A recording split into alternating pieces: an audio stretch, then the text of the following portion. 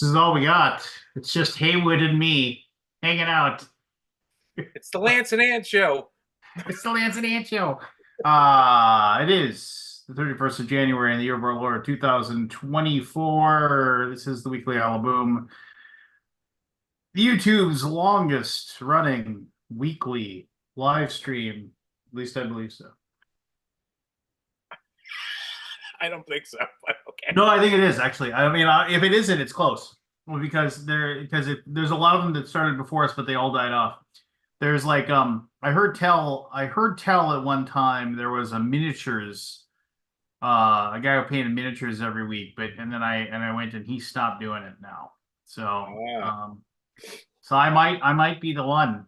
It's kind of like, that scene in the old Simpsons where uh they say, what's your social security number, Mr. Burns? And he goes, not, not, not,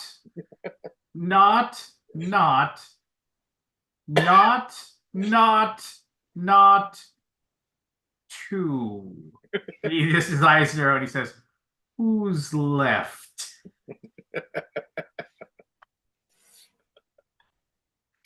Uh good stuff.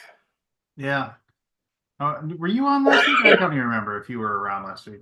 Or did you I have was something there. going on? Okay. Oh yeah, you crushed it, initials. Um, what's new? What's cool? What's fun? Um, Nothing really. So I decided I had a couple of games that had like miniatures in them that I realized I'm never going to play. So I just took all the miniatures out and got rid of everything else. Yeah? I'm gonna make like some dioramas with the miniatures. Did that make you sad to get rid of the other stuff? No, That's what I'm planning to do when I get my myth. When I finally get all my myth, I'm just gonna get rid of the game. I have no interest in playing it. I'm never gonna play it. Um, and I'm gonna ditch it, and then I'm just gonna keep all the minis theoretically to paint. So whenever I think about painting minis, this is one of the things I think about doing, and then I realize it's stupid, and I should throw away that idea. But here's the most recent idea. I saw this guy, and he said, "Oh, it's like, to save room on the table." He says, I use almost exclusively 15 millimeter scale minis for my adventures and humanoids and stuff like that. And I saw where he buys them from, and the sculpts aren't bad. They're okay. I mean, they're smaller, so there's not as much detail, right? And I was like, I should do that because wouldn't that be so much better than having all this other stuff? And I could just paint a bunch of these minis, and I could do all this stuff, or whatever. And then I was like, that's a dumb idea. And I was like, why would I buy? I have buckets and buckets of minis that I've never painted. I should just concentrate on doing those and being. But for a minute there, I was like, oh wow, and these are cheap too. You can get like 10 goblins for $7. Ooh. Hmm. And the really dumb thing is that um one of the companies that Shane owns that I do a lot of work for still, as far as like I just do a bunch of stuff for Nixel miniatures. I can just have all the miniatures I want for free. So it's just kind of like, why would I spend money? Yeah, it's, I was it's like just it's like everything in every hobby. There's something that someone is does, and you're like, oh, that's cool, and then you're like, that's just so much more work. yeah. Like Well, there are things that like so as you know, the guy got into like doing like model train stuff, yeah, choo choo. but not for the train. I just like building the scenery and the buildings and stuff like that. Oh yeah, if you don't do stuff like that, you'll go insane. So I get it. And there's things that I've seen like people making their own of certain things, but I'm like, I don't have time to engineer this and figure out how it works. So I end up buying like tools that are friggin' ridiculous because what they end up costing. But like this is one of them. Okay, You know what this is? no idea. This is called a chop it. It's basically a piece of MDF and this thing here that has a razor blade attached to it. Good.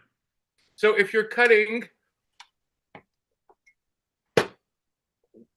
balsa wood or basswood, and you have to make repeated cuts of the same size thing, so say you're building like a trestle bridge, and the space in between is going to be the same on all of them. You put it in here. You figure out how big it's got to be. There's a little thing you can put it up against, like a stop, and you basically can just keep pushing it up against the stop and just chopping over and over and over again. It's like those guys I've seen that they got the special things for playing war games to clip the edges on the counters. You ever seen those? Yes. Yeah, yeah. I mean, Yeah, and like you can sit there and just clip them with something else, but I could sit there and measure them and cut them with just a razor blade, which costs what, like 2 cents? But no, I bought this thing for $40. yeah. Well, because you could have made it yourself, probably, maybe. Yeah? Yes. And then I have another one that the same company makes that basically it has an extra piece that goes on it that you put like a piece of sandpaper on, so you can sand.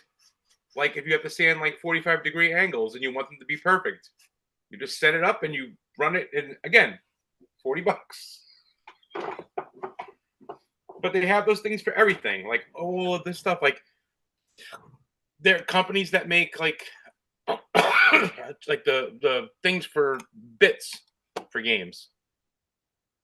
Well, yeah, exactly. Well, I mean, every little subset of hobby has their own little weird whatever it is, like Yes.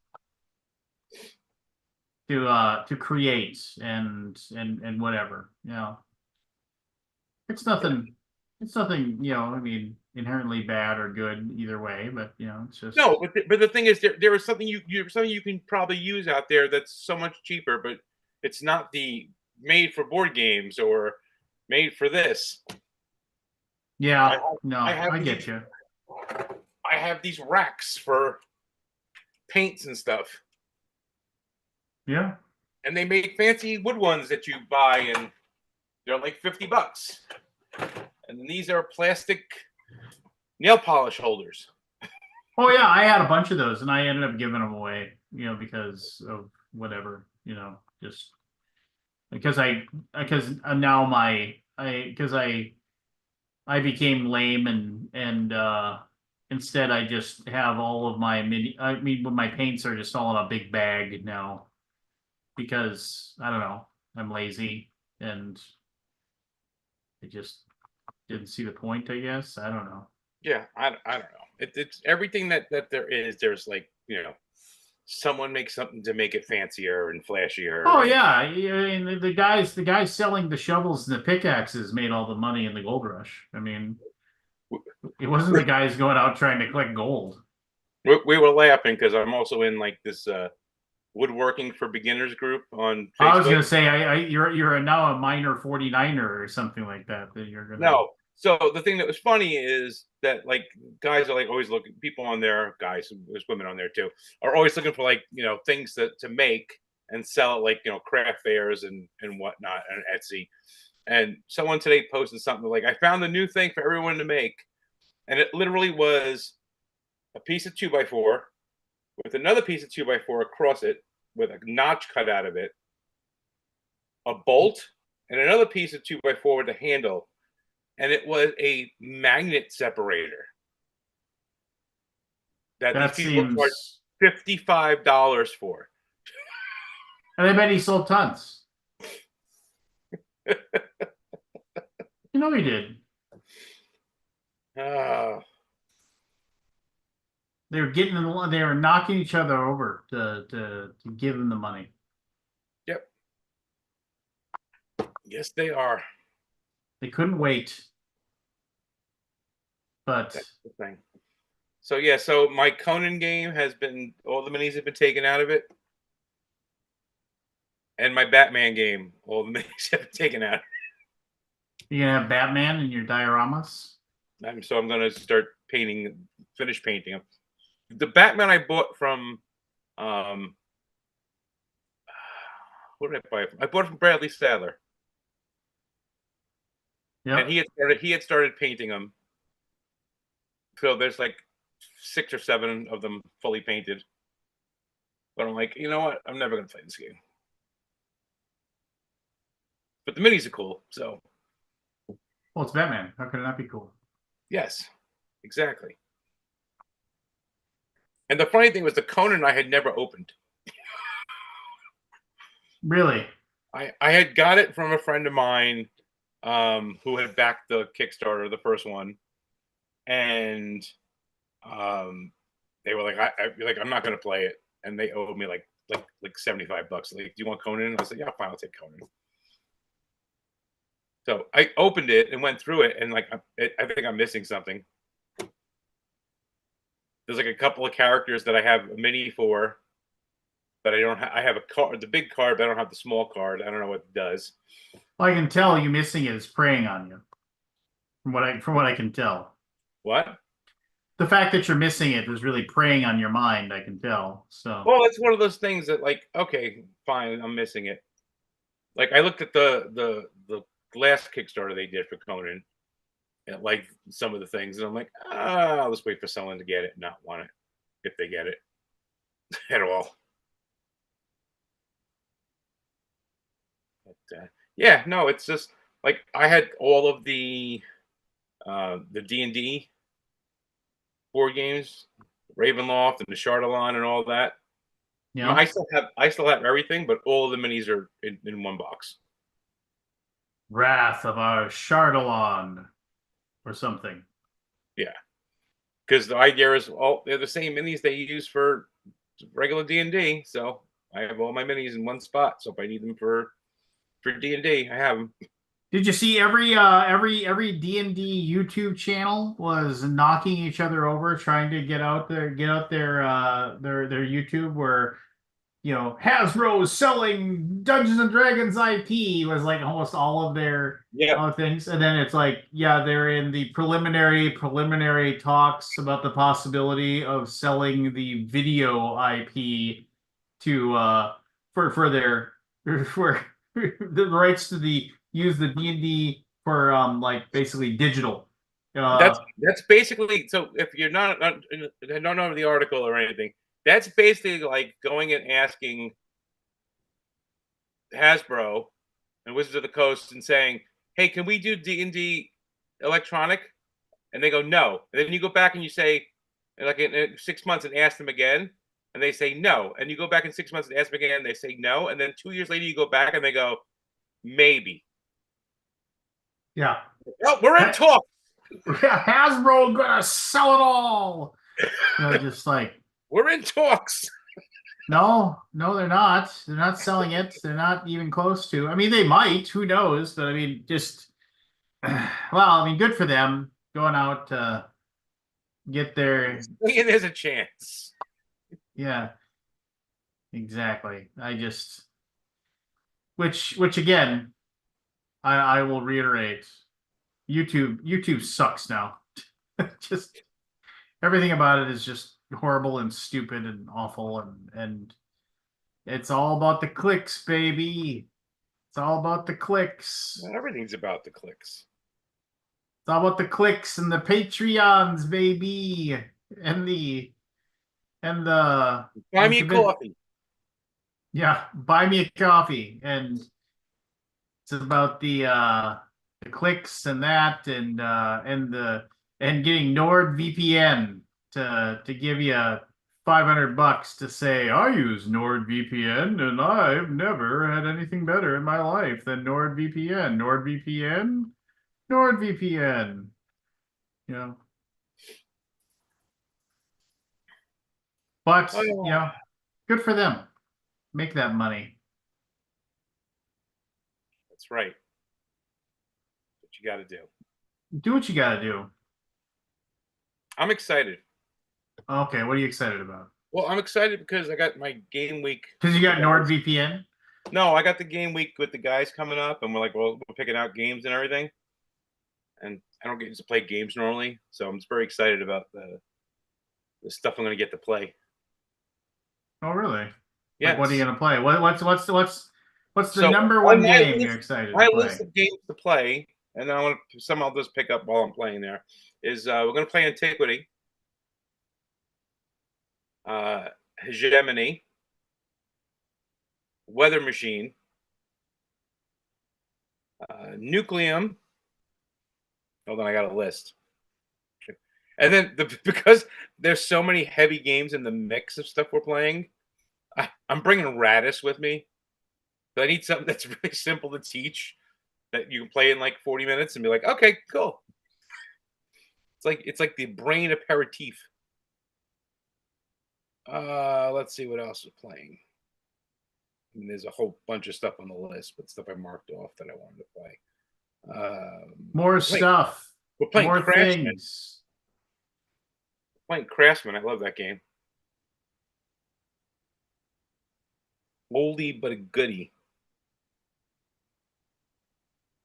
Got a bunch of Felds on the list. Horseless Carriage. That's the horseless carriage. That's the new That's the new Splotter. Splotter Yes. that I've heard middling feelings about. It's a Splotter game.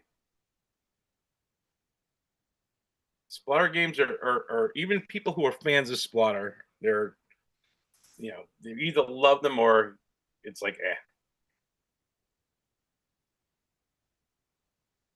Like I said, I've heard. I mean, the best Splotter game. Well, I mean, everybody's gonna say Food Chain Magnet, but I actually like. I actually really liked. Uh, Indonesia? I liked Indonesia. That's probably the most. Well, maybe one of the newer Food Chain. What, Indonesia is accessible? probably the most like normal of games, right? You know, it's pretty straightforward. You know, I think what you call it is probably more straightforward than Indonesia. I think Antiquity is actually more straightforward than Indonesia. it's so long though. Well, it's long, but the turns are fast. Yeah, I don't know. I mean, I think I still own Antiquity. Um, I just, I really like Great Zimbabwe, but I Great think I'm Zimbabwe is good too, yes. I might be Like alone on that one Food though. Chain Magnate is one of those games that you need to play with 4 people who are all at the same level of knowing the game.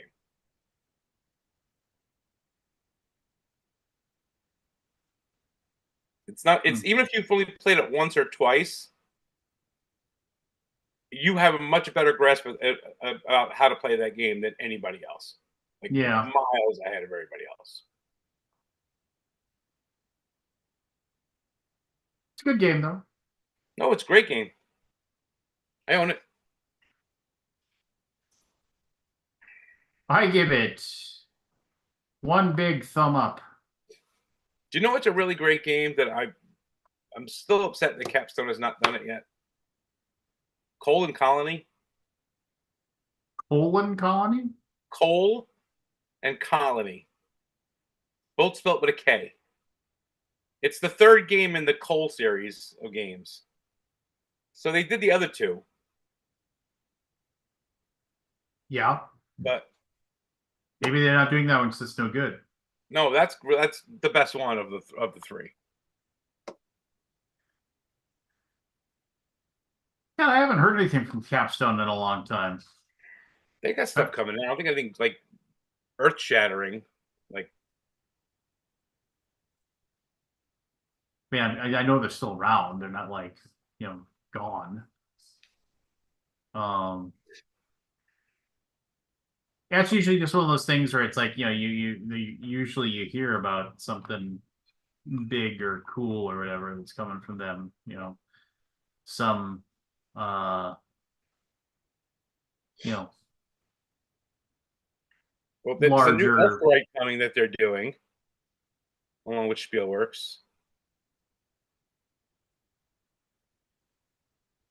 Hold on, let's see. Arc Nova was their last big one, right? I guess.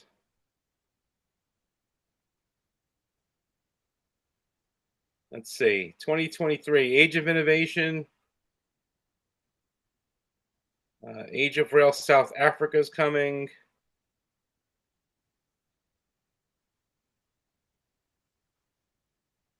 I think Ark Nova was their last big like splash game.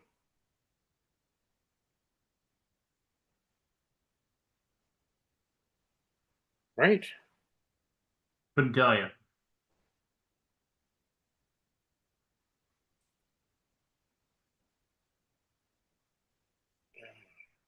Pirates of Maracaibo.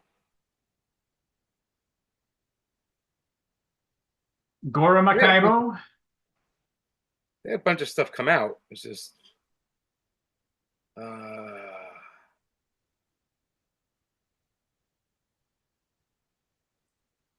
Rise. But they have the rights to the Oleones games now, right? Is it them or Renegade? Renegade does. Okay, No, they have. No, they have Crusaders. No, Renegade has Crusaders. Yeah, that's right. Yeah, because I see that there's a. I'm looking on their BGG page. There is an Orleans the Plague. It's listed as 2023. It's listed as 2023. We don't believe them, though. Well, I don't know. It may be in 2023 from DLP. I don't know. But yes, Coal and Colony, though. Such a good game. With a K, remember. It's okay. It's a weird spelling. Hold on. It's KOHLE, and Colony is KOLONIE. In 2013, designed by Thomas Spitzer. The Thomas Spitzer? Yes. Who designed the other two games also. Haspelneck. I never remember any of that stuff. Haspelneck and Rochefort.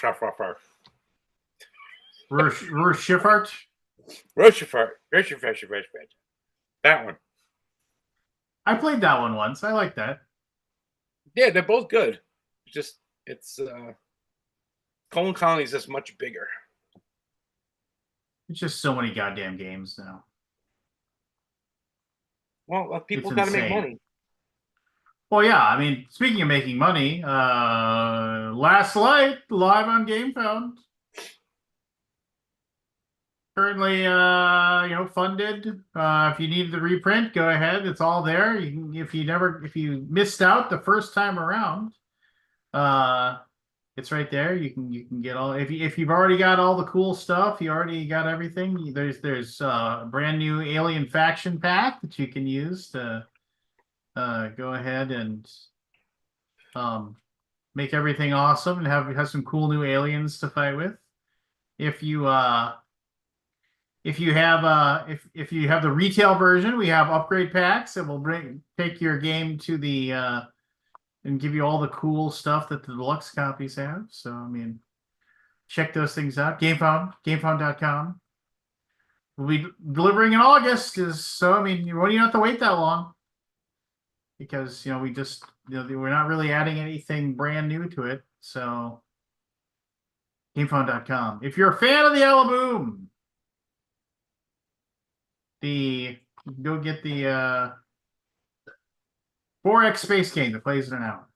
Last Light from Roy Candidate. If you didn't know that, but I'm pretty sure you did. I did know that. Of Dice Tower fame, if you remember him, if you know who I'm speaking of, Roy Candidate.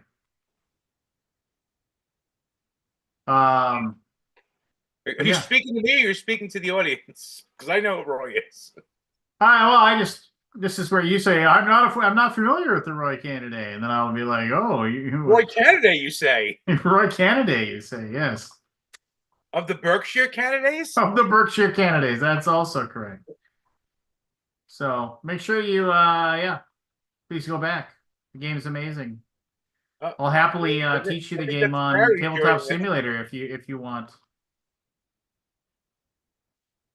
You should bring that game to your group and play Which that game? one. Which game?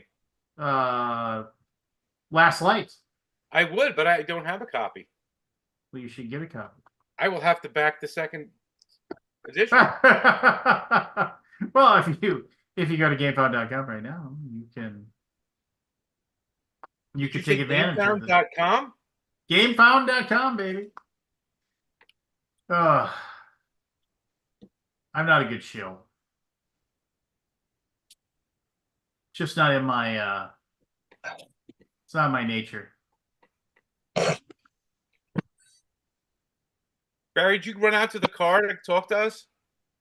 No, I came out to the car to get really high. Oh. Figure it says I'm here.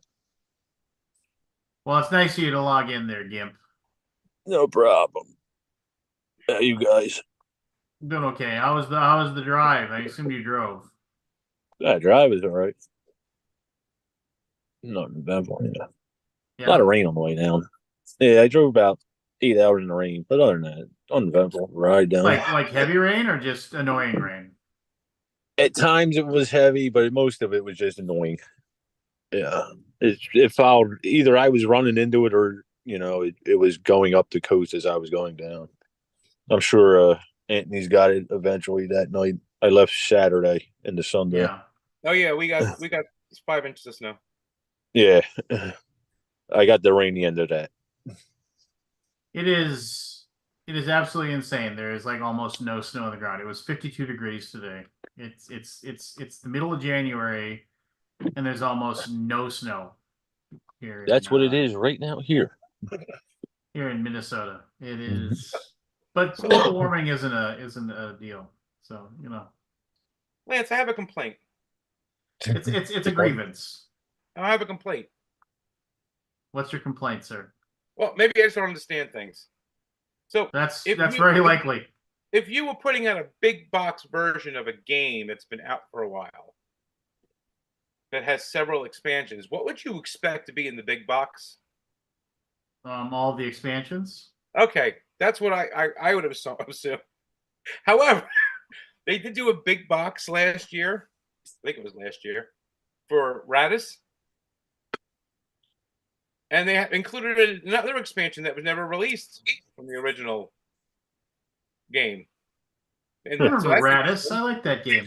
So that's interesting, but the other two of the expansions are not in the big box. Well, that doesn't seem right. No, it doesn't, but they're just not there.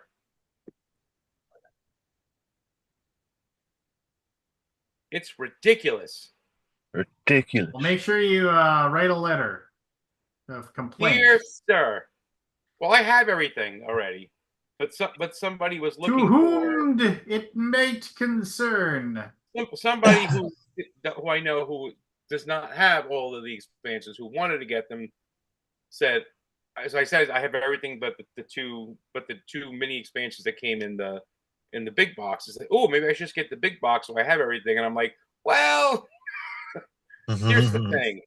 Everything isn't in the big box. I have a problem with your most recent Kerchigger that you're publishing. I don't know why. This does not make sense to me. Like, I can understand not having promos in there. That makes sense. But yeah, and it does have 3 of the promos they release in it. However, 3 expansions technically are not in there, which I find preposterous. 3 expansions. Count them.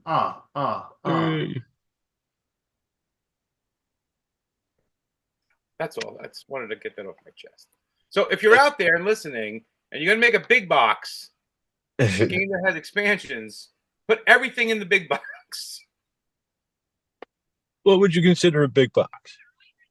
Like how many expansions? Everything that's out until that point should be in that box. Okay, I'll take that back. So there have been instances where expansions have come out that technically fix things from in the base game that you don't need the base game anymore. In that case, you don't necessarily need the original stuff and the full expansion. You just need the thing. But as far as like everything else should be in that box. I agree. Like when they did the what you call it, when they did like the Merlin big box. Everything that was out up until that point was in the big box. So it should be, okay, I'm starting now. I can just get the big box. And then anything comes out after that, I'll just buy separately. I agree. Because I'm thinking of the Carcassonne big box. And I bought the recent one.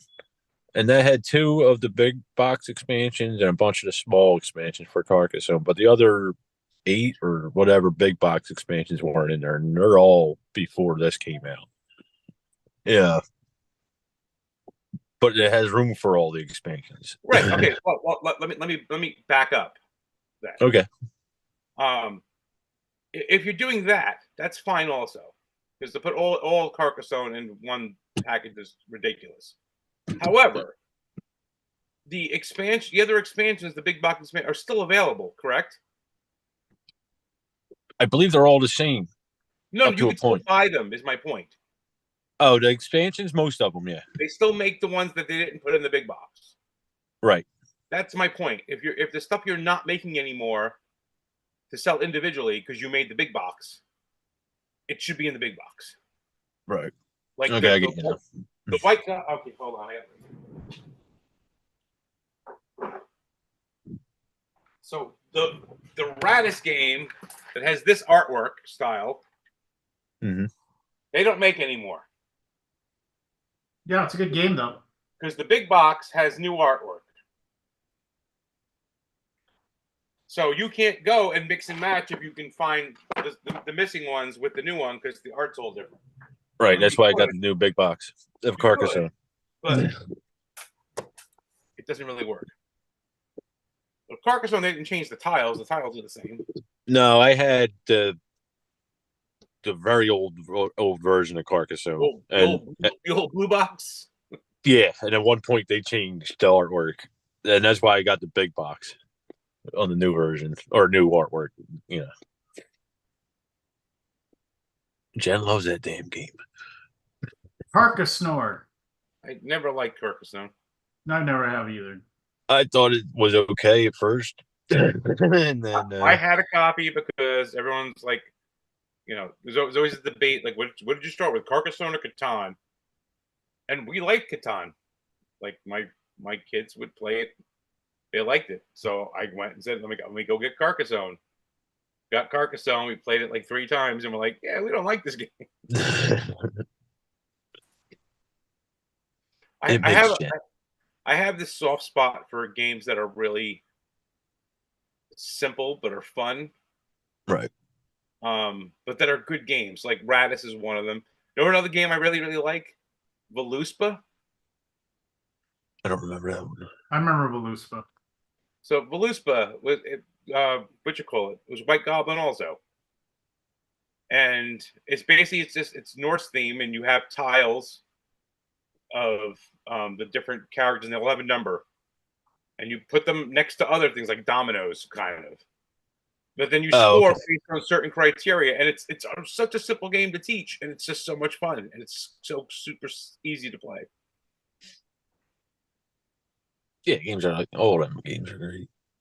There's no thinking, you know what I mean, about the rules. Thinking. That's the thing. There's some thinking in mind. It's not just like, you know, but it's really easy to teach and it plays quick. No, that's what I mean. They're not thinking about the rules. They're thinking about the game. Yeah. So to this day, this shortest rule book ever still belongs to Infinite City. What about win, lose, or banana? I think Win, Lose, or Bananas rules are actually longer than Infinite Cities. Really? I don't know about that. I mean, if win, lose, or Fernandez, pick a card. Win, Right, lose, hold on a Fernandez. minute. I'm gonna go grab it, and I'll read you the rules.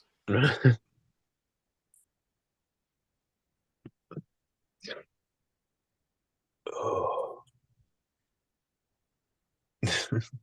Have you been to Disneyland yet or no?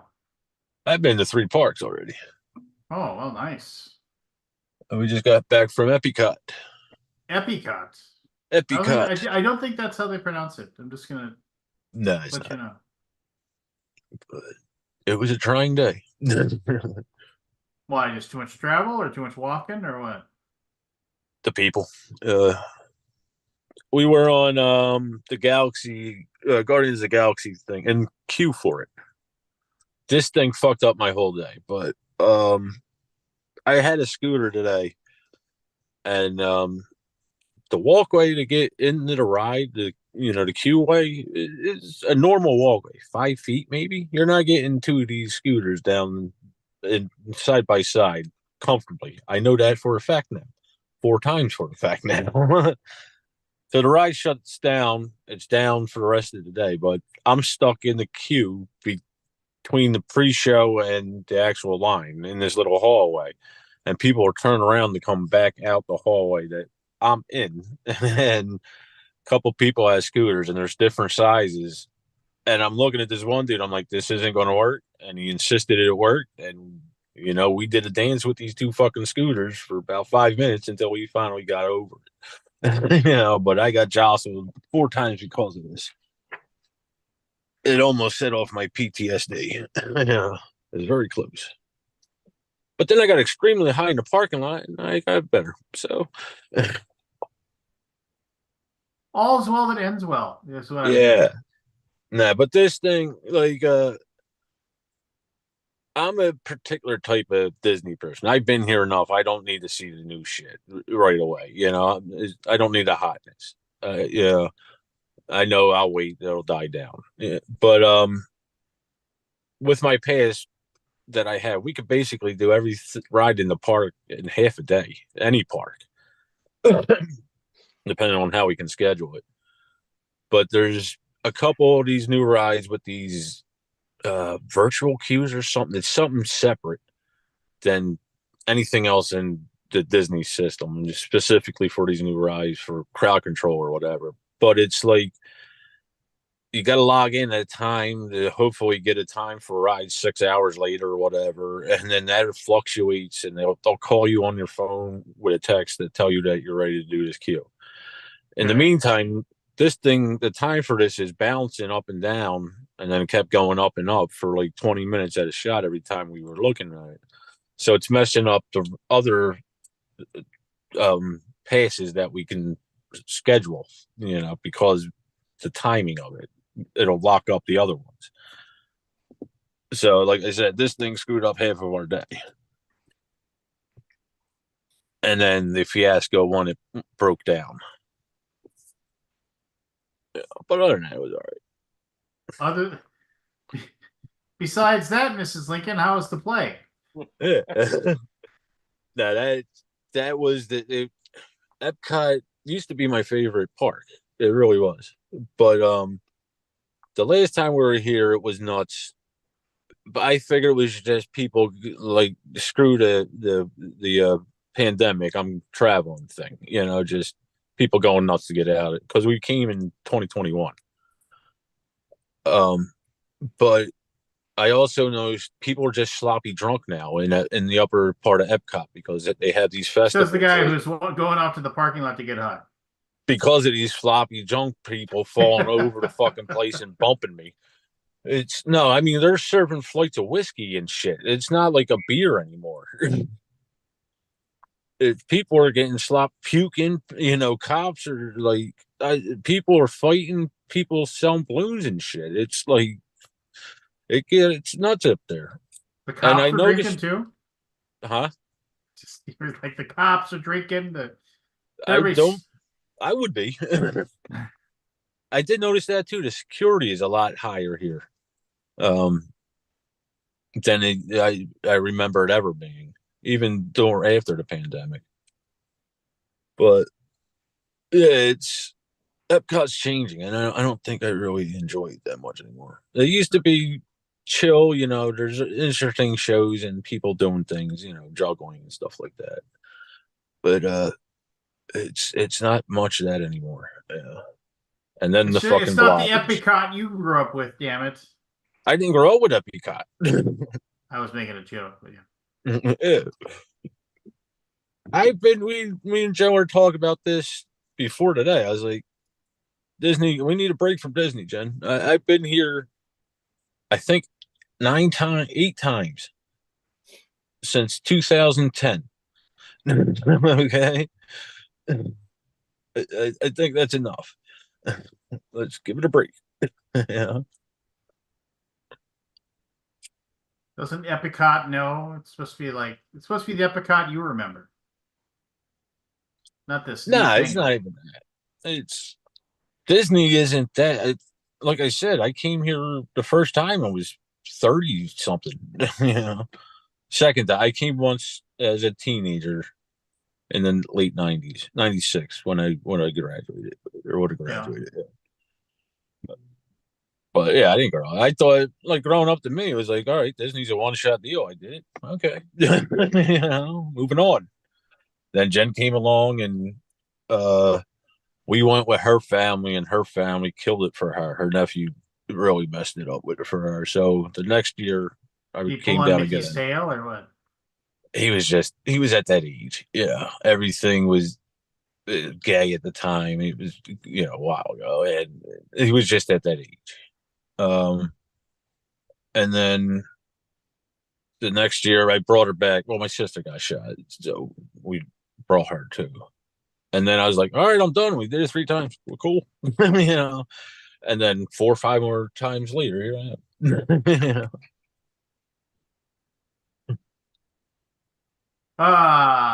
Well, I hope this is just you and your wife, right? Just the two of you? Yeah. Well, that should be okay. Oh no, it's me and Jen. It's not me and Jen. It's other people. The people down here. There's a few different types. There's foreigners that just don't understand our ways, and All right. Let's not be like blaming foreigners for not. no, I'm not. I'm not. It's tourism. You didn't let me finish my sentence. I Okay. Well, said they don't. I was worried where you were going with said sentence, so I What? was. You think I'm a racist, Lance? I think that would have been apparent by now. Yeah, but the foreigners don't understand our culture, and if I were over there, I wouldn't understand our way. It's that I give a pass for the most part, unless they're just plain really fucking stupid. And then you got normal people, average families, just this is their first time, most of them, to Disney. Yeah, you got retired people, and they're the people I like. They got the kids out of the house. They're just here to enjoy themselves. They're the people I like. They're not worried about time and everything else. But then there's this other group, and it's small, and it's getting bigger every time I come down here. And it's these fucking I've got to be first. There's words. You can swear a little. let's leave the see you next Tuesdays. These people, these people, I want to strangle.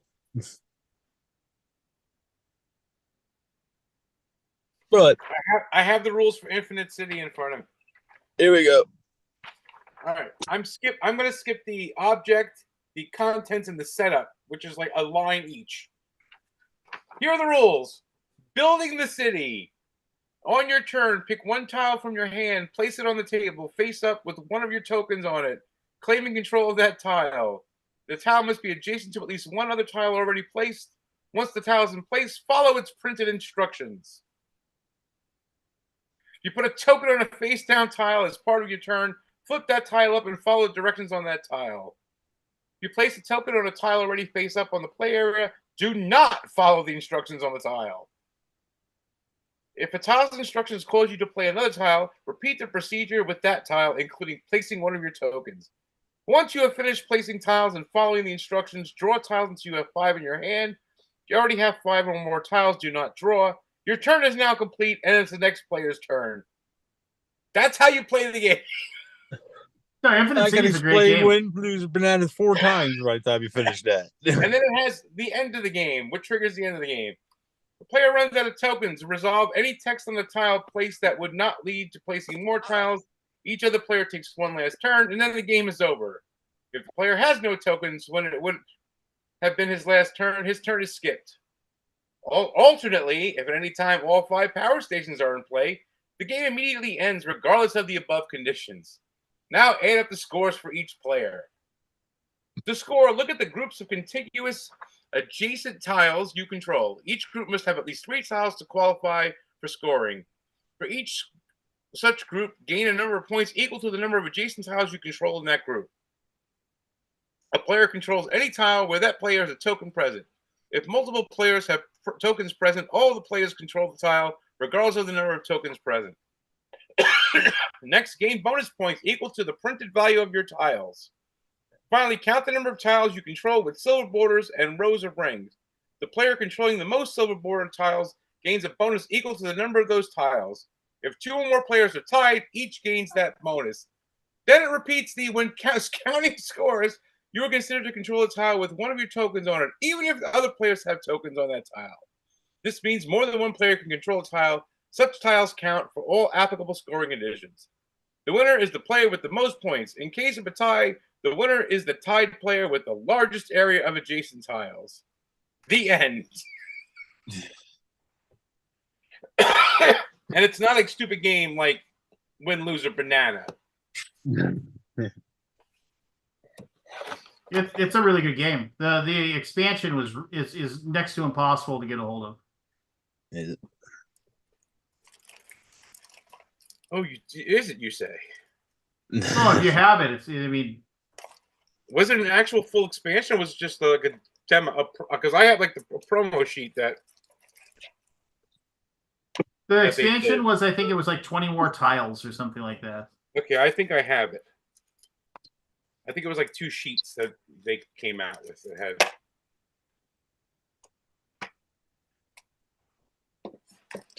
It's like it's like having the expansion to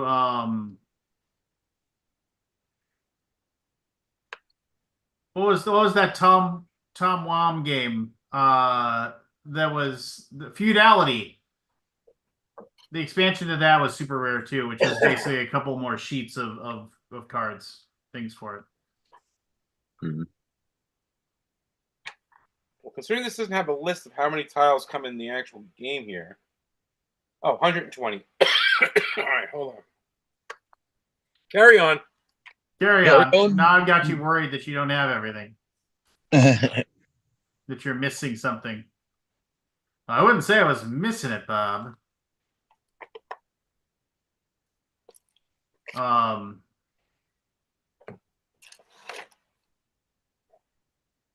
Poker counting. Poker counting? You count Poker one stack counting. and then you line up the other stacks. Oh no, I know what you mean. Yeah.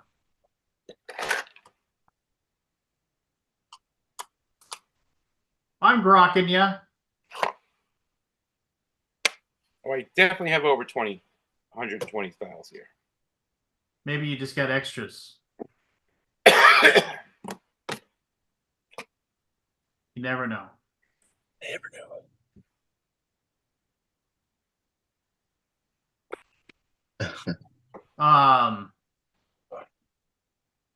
So what's been your best thing? You said you've been to 3 parks. What's been your most fun? Trying to think. I still like that Rise of the Resistance. It's pretty cool. I've been on that once before, once. Yeah. Jen was Everest with the Yeti. Yeah. Last year. Yeah, I mean, if you never rode on it, the Matterhorn. If you never rode on the Yeti one, like when you start going backwards, it's pretty cool. Yeah, Jen was never on. She's a big girl. She was afraid she wasn't going to be able to fit on it right. But I finally talked her into it last year. Now she loves it. We went on it twice yesterday, and twice the first year. Yeah, we would have probably went on it more, but that went down. Every park we've been to, one of the major rides has been going down each day. Today Yeah. was the Galaxy. Yesterday was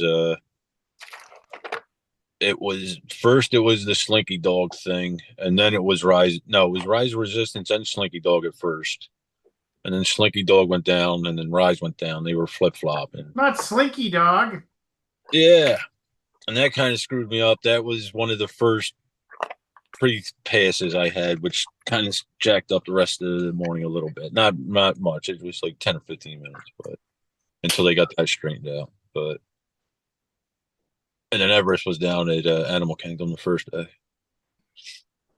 Like I said, Lance, I've been on all this shit 8, 9 times. Except for whatever's been built within the last 5 years. I enjoy the little things. Yeah. Aha, Like, that's what your wife said. Yeah, I'm Irish. But yeah. I enjoyed the little shit. Like today, we went to Epcot. I've never been in the back of that China pavilion. So there was like a little show. I forget what it was called, but it did like it was almost like soaring, but you were standing, and it was 360, and at times it felt like you were moving, but you weren't. It was kind of interesting. You could see it was dated though. The technology today, you wouldn't see the projectors shooting out at each wall and all that. But so Lance, it's 6 cards. The mini expansion. Well, there you go. I have them. It's the Guild Hall and Salvage Yard. You had no idea that you were rich beyond your wildest dreams. It's not rich. They sell it at Noble Night Games for $15.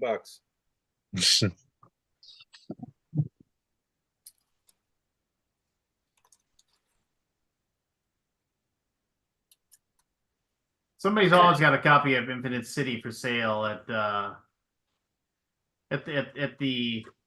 flea market at BGG Con. oh yeah, It's a fun little game. Yeah, it's quality. I like that game. I like Drakon. Yeah, that's also another good game. Tom Drakon? Jolly. The Tom Jolly. Yep. That was in that old Silverline. Cave Troll. Cave Troll's a weird game. Like people, people think, oh, I'm gonna be fighting. No, you're just running away.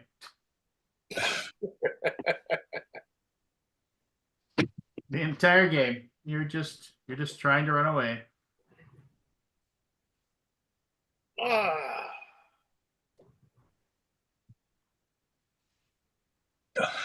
But yeah. Did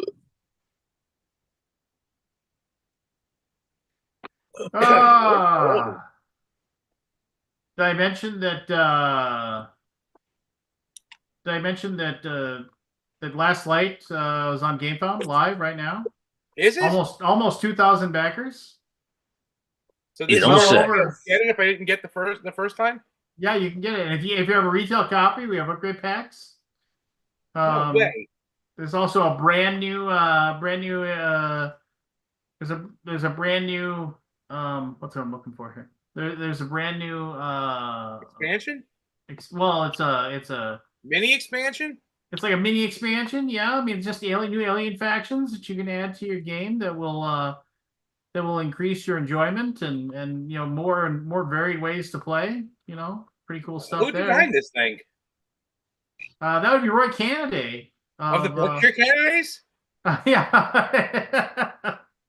He was he was you might remember him. He was a sweat hog. Welcome back, Connor. He didn't have a lot of words. He wasn't front and center, like Horseshack. You're just saying he's not memorable as like Joe the policeman. from the What's No. Going Down episode of That's My Mama.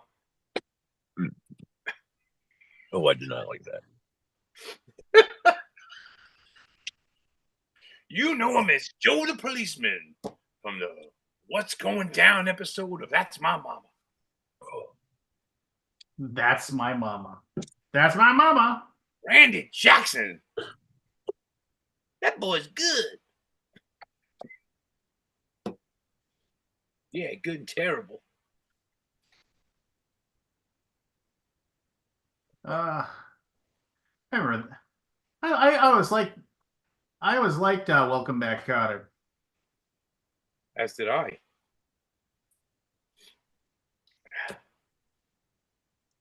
Welcome back. Okay, now I'm blanking because I used to know it. So the guy who's the voice of Roger Rabbit was on Welcome Back, Kotter. I can't remember his character's name. Yeah, I can picture him. Please, Eddie. Yeah. Oh. All right, now I'm gonna look it up. No, don't look it There up. you Let me go. think. Let me think. Don't look it up. Don't look it up. Don't look it up. I know his name. I know Bob Hoskins' name. Yeah. I know the actor's name. I can't remember his character though. What was the actor name? Charles Fleischer. Charles Fleischer. That's right.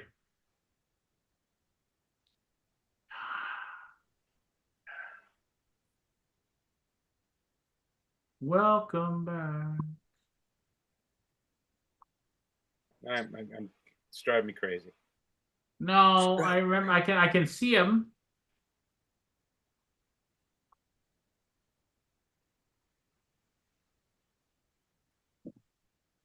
So he was like the Butch or Waldo, Little Rascals of the Welcome Back, Kotter. Yeah. Like he was always on, but he wasn't the main guy. Oh, God, he's done a lot of stuff. So who are the Carvelli. Carvelli? That's right. Who are the Sweat Hogs? The Sweat Hogs were Washington. Yeah, Vinny Barbarino, Epstein. Horseshack, Boom Boom Washington, Arnold Epstein, Rorschach, Juan Epstein, and Vinny Barbarino. Vinny Barbarino.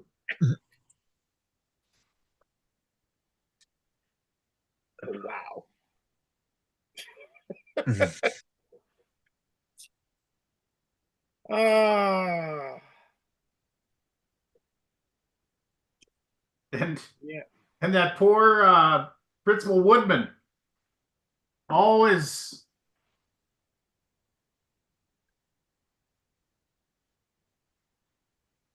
You got any real students, Cotter?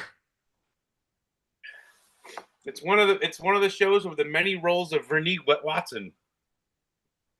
What now? Vernie Watson. So she played Freddie's girlfriend. Like she was the female African American on the show. Oh, that's right. That's right. That's right. Vernie Watson's been in like so many shows. She was on Fresh Prince of Bel-Air. She was on she's on the Bob Loves Abishola. She plays this funny thing is she plays the nurse in both Young Sheldon and Big Bang Theory. Two different characters, but she was also Thelma on one episode of That's My Mama. So I mean, she was on General Hospital, going through all the stuff she's been in. The funny thing about Vernie Watson is I was watching that old game show called Tattletales. The one where they have like celebrity husbands and wives come on and they ask them questions and they'd have the headphones on backstage. what was that again?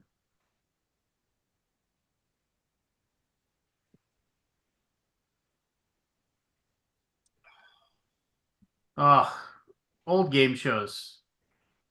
Oh, Good stuff. Yes. Staying home sick from school was great. That's when game shows used to be good. I watch game shows now and they're like stupid. Stupid? How is it stupid? I don't know. They're just so I don't know if you have game most places have game show network. So the I don't game have show game. network shows like a lot of older game shows like reruns. But they also have these new game shows that it just seems that every game show they have, the prize structure is exactly the same. Like it's not like the game shows that are on regular TV where you can actually win real money. These ones are like is a team of 3 people, and if you win, you split $10,000. um, but like they're just some of them are just so idiotic.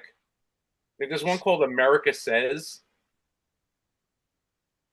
and it's like, okay, we asked so many whatever people in the thing, and these are the answers they gave, and they gave the answers on the screen, but they show the first letters of them, and kind of like there's a dash after it, and depending on how long the dash is, you have an idea of how big the word is supposed to be.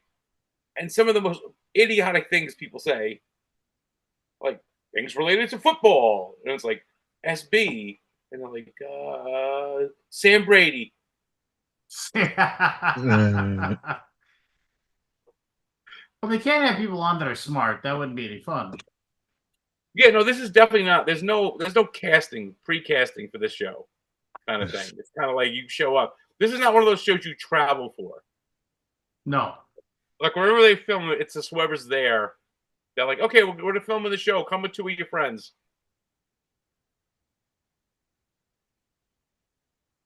It's just bizarre. Yeah, no.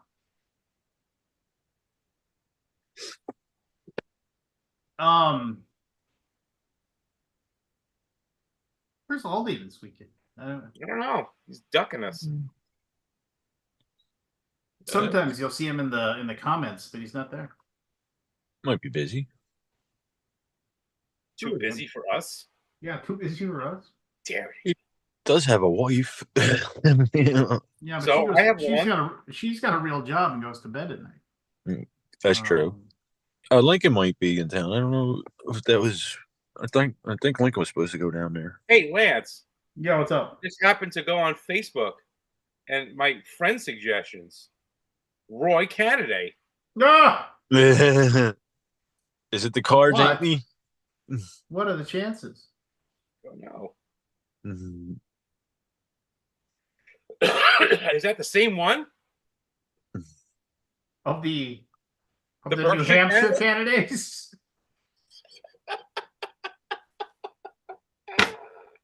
Funny. Have You you ever know, played- next time I run into him, I'm going to ask him that. Yeah. Have you ever played Space Empires 4X, the GMT game? Yes. I like that game. I like that game. It's very long. Hard to play with. Hard to be able to play with. Yeah. Yes. No, I the only time I ever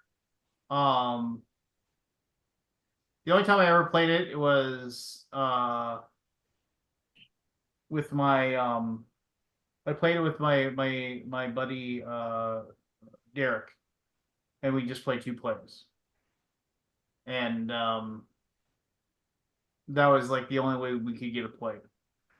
Because it took forever, and it's a war game basically, and it's got a lot going on. But I liked it. Almost has too much going on. You ever play Space Corp 2025? No. That's good too. No, I have not. No, I have not, sir. I think I will have to say that of the bigger 4X space games, I still think Exodus Proxima Centauri is my favorite. It's the only one I played out of the three.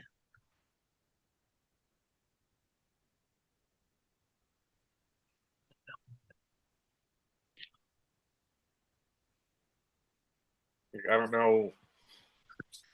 I mean, I would probably play Twilight Imperium again once. Has I anybody played played the Twilight new Imperium version? more than once. But What was that, Barry? Has anybody played the fourth one? yes. How's that compared to the third? I mean, it's still the same thing. I mean, it's obviously changes and stuff, but they streamline a lot of stuff. I mean, I'm not some purist who's going to be like the only one worth playing is It's version 1. version one, and anyone who tells you differently is lying. We had No. chicks and we were happy. I have heard some purists say second edition is the one that you're supposed to play though. Second? Yeah, second edition. But third edition was the one that put them on the map. And then fourth edition kind of streamlined everything a little bit. So then that's a new thing, right? You know, the whole, how dare you, try to, I don't even know. Don't you dumb down my game. Yeah, don't dumb down my game, Well, I've heard that about other things too. So like Space Hulk is one of those.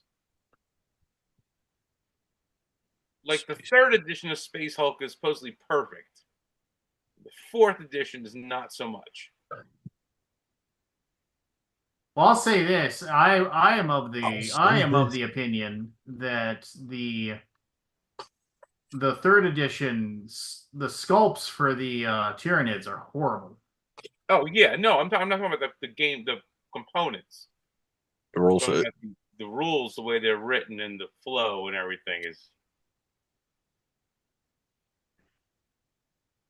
I'll accept. Yeah, no, I'm not. The sculpts for the Tyranids are horrible in the third edition one, comparatively speaking. But whatever, same difference. Go buy a pack of Tyranids and you're fine, right? Yeah. It'll only set you back $180.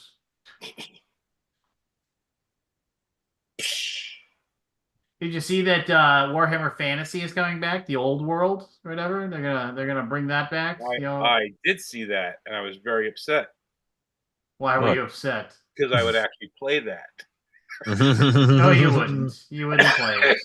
But I was like, oh, sweet. And then I went and looked at I absolutely. I mean, I'm so glad I got out of Warhammer because I went and looked at the sculpts again for the humans, and you can't just make guys with swords anymore. It's always got to be something just incredibly over the top, bullshit looking garbage fucking sculpts. I don't know. Admittedly I'm grouchy about it, but I mean, I don't like it. I'm not a fan, and I won't be a fan. I refuse to be a fan.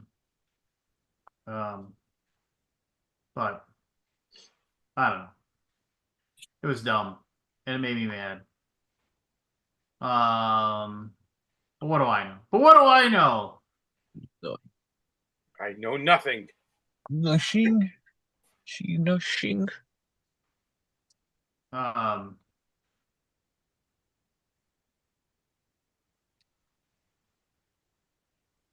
went and saw Wonka in the movie theater. How was it? So here I'll give you a little backstory, because why wouldn't I just tell you about the movie when I can give you a story about whatever, the reason why I was there in the first place, kind of whatever. So my son is in orchestra, and he plays the cello, and because it's a school and schools are always, and I know the reason. I this is going to sound grouchy, so I'm just going to say that to begin with. And I know the reason why schools have fundraisers and everything like that. It's because everything costs money, and they don't get nearly enough.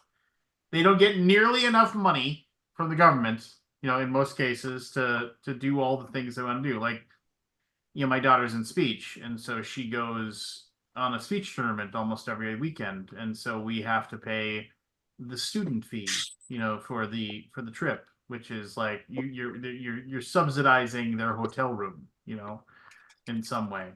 And I suppose they're gonna feed them as well or whatever, even though we give them money, so that we shouldn't have to feed, But anyway, it doesn't matter. The whole point is that it's like the schools, just like, come on, money. We need money for this, And you're always like, well, wait a minute. Does isn't theoretically the fact that, like, aren't you supposed to, like, you're crazy idea, but I mean, last time I checked, you're collecting, taxes, the state is, and the state then Don't tell me my business, devil woman. yeah. But whatever, no big deal. So to raise money for the orchestra, and they talk about one of the things is there's like not everybody can afford to have a whatchamadick, like an instrument, right? So like we actually like rent one, we don't, because a cello is a relatively expensive item, so there's a deal that you can lease one, from the thing, which, whatever, doesn't matter. But there's some people that just don't have that option, and there's kids that want to be in orchestra, and so I mean, it's like we're fortunate enough to be able to do it, and that's fine. But then those are school instruments, and the school instruments, because they're kids, they don't always get taken care of really well, and like things break, and so they need to be repaired. And so, like, and it's even like they're like, yeah, we've already had like 3 of these things break, or 2 of these things break already, and that's expensive. So they, and that's just one of the many things that they probably need that stuff for, or whatever. So regardless, it's like, okay, well, we're having a movie night. So they get the local movie place to sponsor them. And then what happens is that they then go, and you get to go to a movie and for free. And then there's a suggested donation, which is, whatever. And so you just they collect cash from you, and you get to go to a movie. So anyway, that's why, and it was like it was either Wonka or The Boys in the Boat. Do you know what the Boys in the Boat? Do you know what the Boys in the Boat is? No. That's the that is the George Clooney vehicle about like the Harvard or Princeton rowing team. Oh, exciting. Pass. So we went to Wonka. No, so I remember I went in, and like my wife said the exact same thing to me as the movie started. I was like, I had no idea this was a musical. That was like the first thing. I was just like, oh, they're gonna, and then it made sense, right? I was like, okay, well, I mean, Wonka was a musical. I mean, so it just makes sense that this is also a musical or whatever. I mean, whatever, it doesn't matter. So I'm like, all right. The young Timothy Chalamet, or as I like, Shia Lud, does a good job as riding the sandworms, and also as a young Wonka who is beset at all sides by, as he's trying to get his start of as a chocolatier, if you will, and he's having difficulty yeah he's having difficulty getting started. I mean, it was fine. It was okay. I mean, it was I'll be fair. I did doze off for like 5 minutes, and those damn recliners, they're just so comfortable, But So it didn't keep, so read that into what you will. But I mean, it was fun. It was fun. It was a fairly paint by numbers. Uh, you know, here are the bad people, and they want to stop Wonka, and here are the good people, and they want. And isn't it weird how like the people you didn't think had anything that there were no connections to by the end of the movie actually were connected. They were related. Can you believe it? Can you believe it? These people, you had no idea that they were related or anything to do with them, but well, they are. And isn't that amazing that they're related? Just stuff like that. Fascinating. Yeah, exactly. So it was like I said, fairly paint by the numbers. Definitely had some cool stuff going on here and there, which I appreciated. I appreciated the fact that they, I mean, they had a few nods to the old Gene Wilder, Wonka type movie. So a couple of songs, they're all most of the songs are brand new, but I'll say this: I would I'm glad I didn't pay for it. Really, I mean, like, three of us went and got a popcorn, and I put $20 in the donation bin. So it was just like, so I'm glad it was a relatively cheap evening out at the movie. But yeah, there you go. I give it a solid meh. Okay, Uh, good. Now I'm gonna get something to drink. I'll be right back. You heard it here first. A solid meh. Solid me. Once it's on streaming, like when it hits Apple TV or something, and you just want to have something that has a couple of cool little moments here and there, and Oh, speaking of meh, I saw that before we left. I watched part of that Rebel Moon, that Schneider Star yeah, Trek. I haven't watched it yet. I've heard nothing but meh. Meh. Yeah, that was meh. That was gonna be his Star Wars. He said that was gonna start his Star Wars. Uh, Star Wars Yeah, didn't start off that rough, though. that was gonna be the beginning of his epic empire or whatever. You disagree? I don't know. I fell asleep though. We'll see. There's some part two coming out soon, I think. So we'll see. You fall asleep at everything though. I go back and rewatch it if I'm interested in it, though. Yeah. I just go to exhaustion a lot.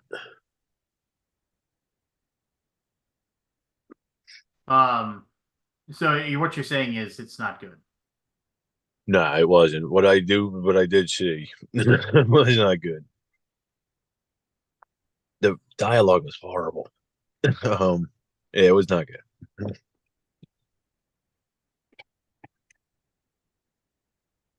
Fair. There. I'm gonna wait for Anthony to get back because I want to ask him a question or two about his opinions on a couple of things. Because there's this Space 4X game on GameFound right now. You might have heard of it. It's called Last Light. I never heard of this piece of shit game. What is it? Published by Gray Fox Games, by You don't say. designed by Roy Cannaday. I play tested it maybe 100 times. So Oh, I wouldn't know that. Nah, I never heard about that. yeah. When is this game found over?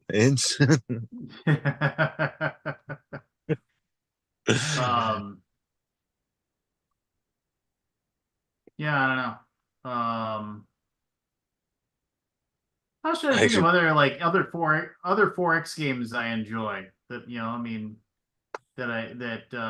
because I still enjoy playing Last Light. I mean, even though I played it so many times, Yeah. which I like is for me, that's like the big, like, I still like it after all this. Still. What about what's it called? Class Cultures? Did you like that? Clash Cultures, I like the revised edition or whatever. I thought that was good. I didn't know they made a revised version. Yeah, it was like they included the old expansion and Tightened up the rules, I guess. yeah, I mean I think they just put all like everything that um they figured was maybe not broken per se, but maybe perceived as broken. Yeah. They they quote unquote fixed. But Civilization. well, I have played the big Civilization game, which I mean that's huge. It has 1,000 things going on as well. And then I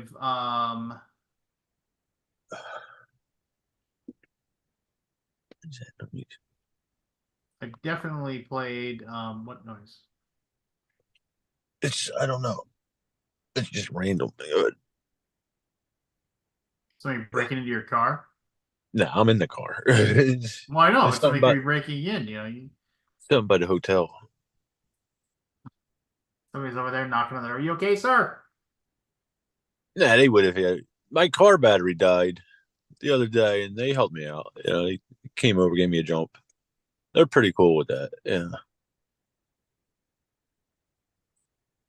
but yeah, Jen left the car in the like not how you leave it on, but before you cranked it, she left it in that position where all the dash and all that lights up, and I didn't know, and the battery died. I couldn't turn it on before it could catch it. But they came on and jumped right away. They're a lot quicker than my roadside. Your roadside assistance wasn't It, very helpful.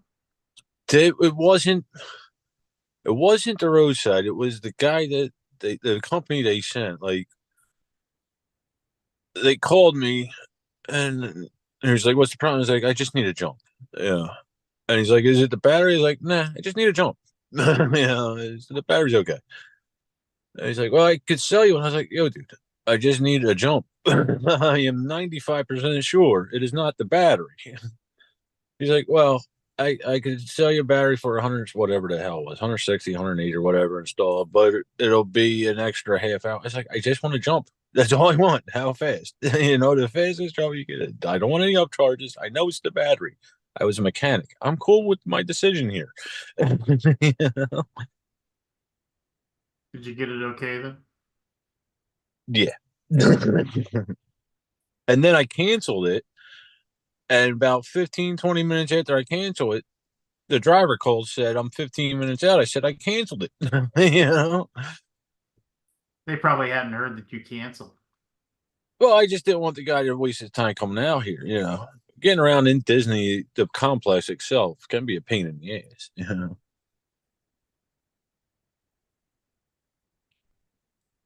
But yeah, They that's probably what. they make it like a maze, so you can't get out until you give Mickey his Oh yeah, he his wants every due. penny you got. I'm past the sticker price, like $5 for a bottle of water stuff. I'm past that. When you get home, will you need to do the whole need a vacation for my vacation thing? Uh, this one I might. It's Jen playing this one. Um, so it was planned a little differently. But this one I might. We're doing Magic Kingdom tomorrow, which is my least favorite, and that's You just usually hate the roughest. Mickey. Huh? You just hate Mickey. No, I just that park in general. It's just half of it's under construction right now, and then it's just the crowd control's not really too well there. It's everything's in sections that it's instead of spread out a little more. So there's a lot of choke points and all that. Hmm. And that's where the Disney Debbies and the Dennises, as I call them, come out the most. Yeah. They're just trying to enjoy the thing as well. You're no Just better like or worse than everybody they else, are. but we are all waiting our line like we're cattle. You know, we're all trying to be courteous. We know what we are getting into. Yeah. You have a Well, rough life. me. Yeah. Jen loves this place. Why? I don't know, but that's why I do it. It makes her very happy. That's why I spend 4 fucking grand and all of that. Yeah. Well, you don't have any kids. What else are you gonna spend the money on? I could spend 4 grand and go to Europe. Yeah. So why don't you go I to could Europe? go. That's on the agenda, but it's. I could go west. I want to go to the west side of the country. You know, past the Mississippi a little further. I've only been to Texas and Kansas. They were the 2 points furthest west I went. Yeah.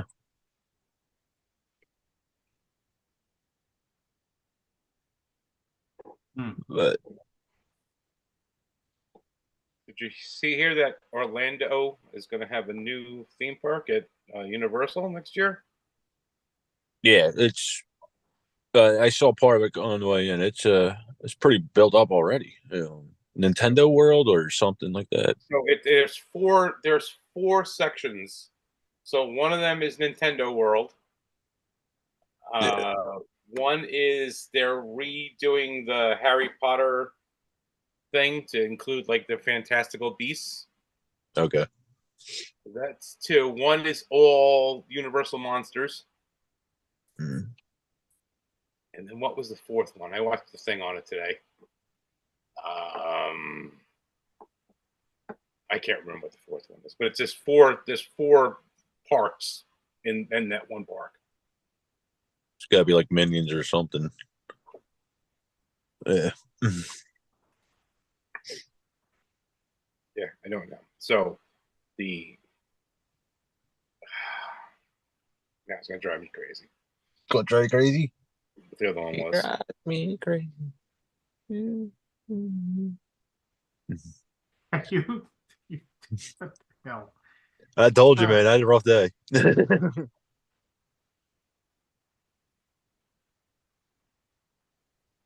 Yeah, that's going to Oh, give the other one's Disney. all about it's the How to Train Your Dragon world.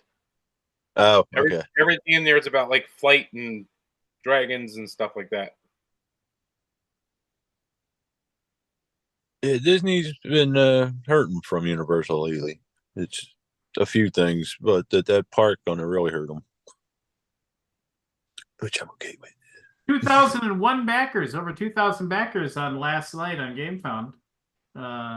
What is Last Light? Last Light is the 4X space game that plays in an hour. You heard me right. It plays in an hour. That's 1 crazy. hour? Who designed that? Roy Canaday of the New Hampshire of the Rhode Island candidates. The Berkshire candidates.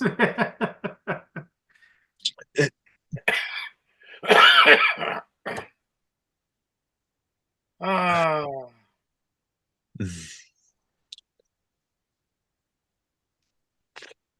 I heard Billy Joel's writing a new or coming out with it. It's at least a song. Or it might be an album. Comes out tomorrow. Tomorrow, an album or a song? New single. A single. I was like, I thought it was done. My brother's first marriage was when it has got to be like 98, something like that. Yeah, I think it's been 35 years since he released new music. Nah, I wasn't 10. Nah. Hold on, I'll tell you right now. Yeah, it was. It was in the 90s or some late 90s, I believe.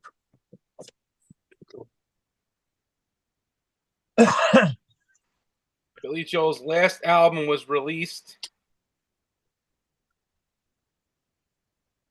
Hold on. 1993 River of Dreams came out. Early 90s, okay.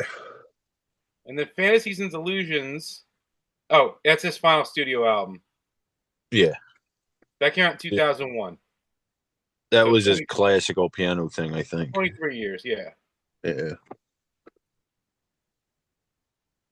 Yeah. Good for him. Maybe he'll hire a driver on this tour.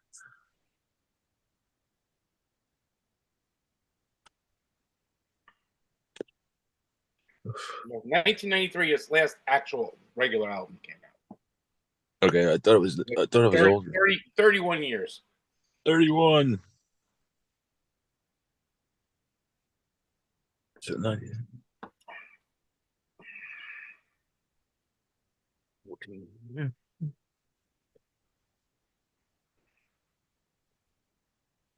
Yeah, so the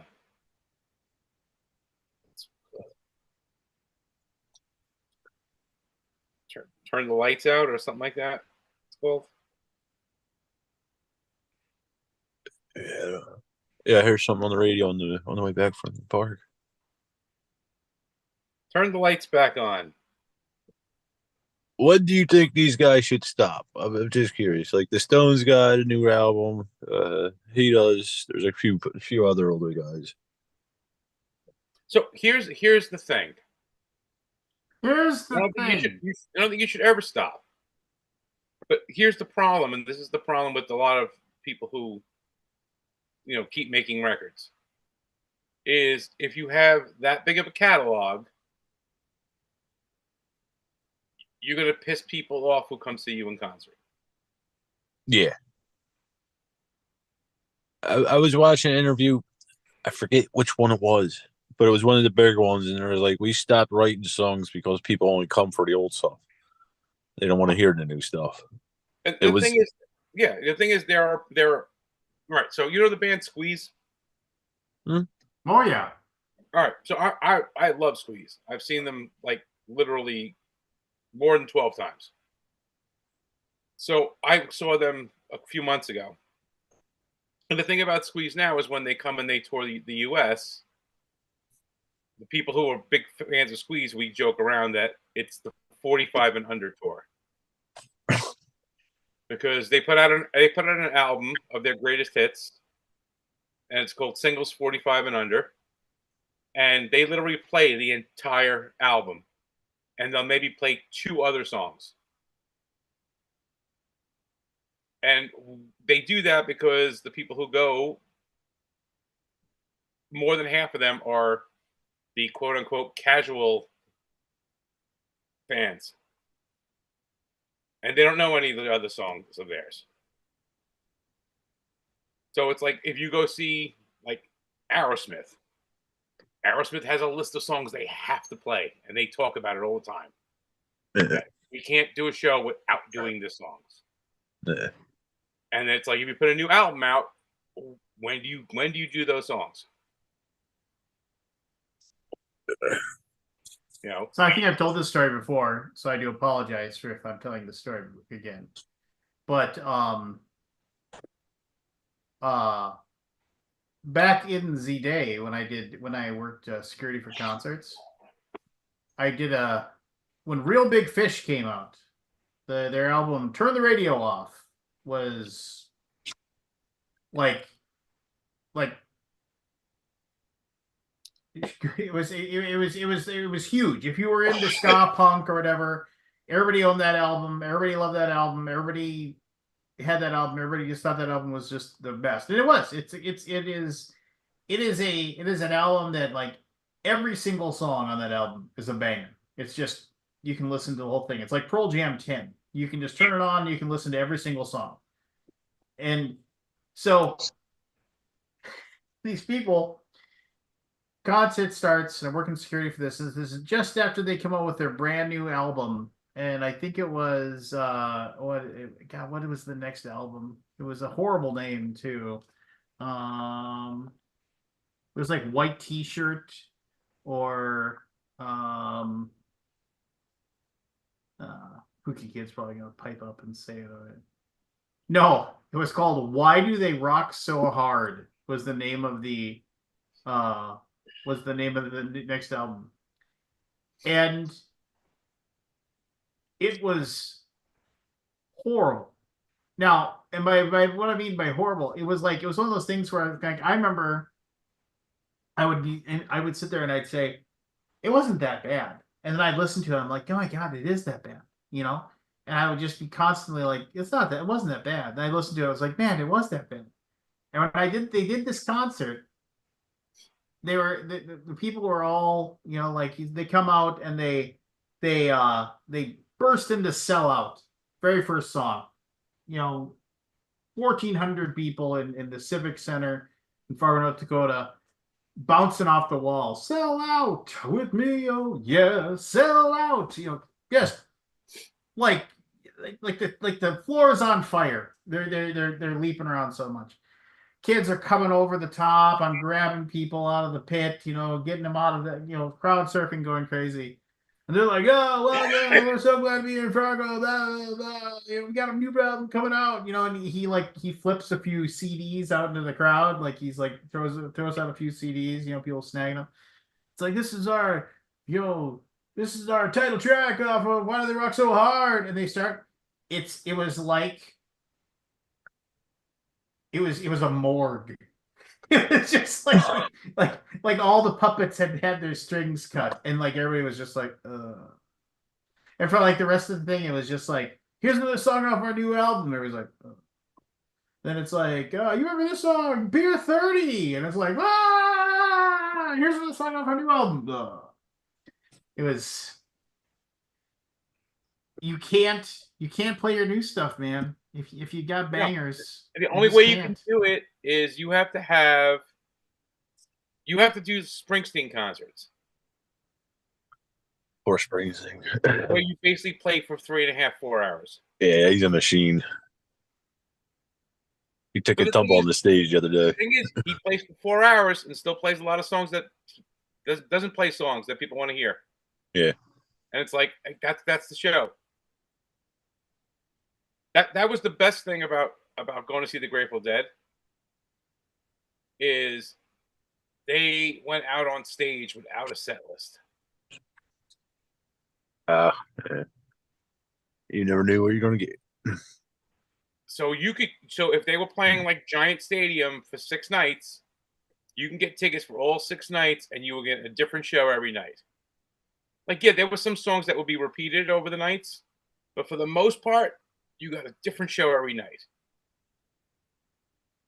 You know, and Springsteen does it too. Like he'll go out with a set list, but they change the set list every night. You know, even if they only change half of it, they still change it. So you're going to hear stuff that you didn't hear the night before. But there's stuff that you know you're not going to hear. Like, oh, I really hope they do what you call it tonight, and they don't.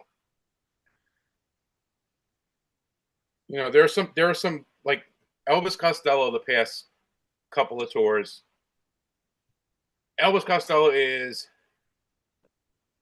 probably my favorite musical artist, but I won't go see him anymore. Veronica. Because Elvis Costello has a I don't give a shit attitude, which is great, but it's also not. Because he goes and this is the set list he's doing, and he doesn't care. He's not there to cater to you. You know, he's got a new album out. He's doing stuff off of it. He wants to do stuff off his last album, you know, and not do a lot of the older stuff. He doesn't. He'll do like deep cuts off of albums. And the thing is, if you go and you're a casual, you're not going to enjoy the show at all. So it becomes very, very evident. But what he usually does the last couple tours is he has 2 set lists. And he flip-flops them. So if he's playing somewhere 2 nights in a row, you can go both nights and you'll get a different set list. But if you go like, you know, back when I lived in the Bronx, you know, you'd go see a band at Madison Square Garden, and then the next night you drive out to the Meadowlands and go see them again, and then you go to Brendan Byrne on the island and go see them again. So, but it's like, if you did 3 shows in a row in an area you can go to, 2 of those shows are going to be the exact same show. And it's one of those things where it's, again, if you're a casual, you're not going to like it. The Allman Brothers used to do the Beacon Theater every year, like The literally Allman Brothers. for the entire month. They did like 22 shows at the Beacon Theater, and it was a total crapshoot what you were going to get. Like we went one year. I went 2 nights. I got tickets with my friends one night, and then I bought tickets for my brother and brother-in-law to come with us the second night. The first night was amazing. The second night was crap. And they were at that show, and we literally sat there laughing. We laughed about it for years, like how bad the show was, because they played like 2 songs that we even heard of. But that's the thing. You want to keep making music, you're going to keep making it. But the Rolling Stones aren't going to be playing lots of songs from their new album on tour if they go on tour, because they have to play all the stuff that everyone wants to hear for the 9,000th time. Yeah, I actually like. I've heard 3 or 4 of the new Stone songs. I actually like them. I'm not a huge Rolling Stone. I like obscure Rolling Stone stuff, like even of the old stuff, more than like the hit stuff. Yeah. But like here's a funny thing. So there are bands that really hate some of their songs that they have to play. So when Blind Melon like came out and they were like huge, everyone was like, "Oh, Blind Melon, they're so great." They played at the Fordham University in the Bronx. We got tickets, so we went, and it was them, the Meat Puppets. Ah, the Meat Puppets. And I can't remember who the other band was. It was 3 bands. So the first band was good. Meat Puppets were really good. But Blind Melon came out and played literally their entire CD, and they played a couple of songs that weren't on their album, like cover stuff. They left the stage, came back for an encore, left the stage again, came back for another encore. No Rain, nowhere to be found. Finally, they came out with the 3rd encore, and they're like, "Okay, you guys are all waiting to hear this song, so we're going to do it." They did the most ridiculous version of No Rain I've ever heard in my life. Like, it was a different beat. It was because he just freaking was so tired of that song. He did not want to do it, but they did it, and it was like my friends and I were enjoying it, and people around us like, "Oh, this is horrible! I came to see them sing No Rain," and like you bought tickets for them to sing one song. Yeah. But that was the thing. People just get tired of their stuff. Oh, sure. Like I love Counting Crows, but like I watched like clips of them performing live in the past couple of years, and I'm like, I wouldn't go see them. Yeah. Because they wouldn't go see you either. He just like does different arrangements of all the songs all the time. And some of them are all right, and some of them are just like, I don't want to just hear the song the way you wrote it. Just try. Make me care. Yeah. Oh, excuse me.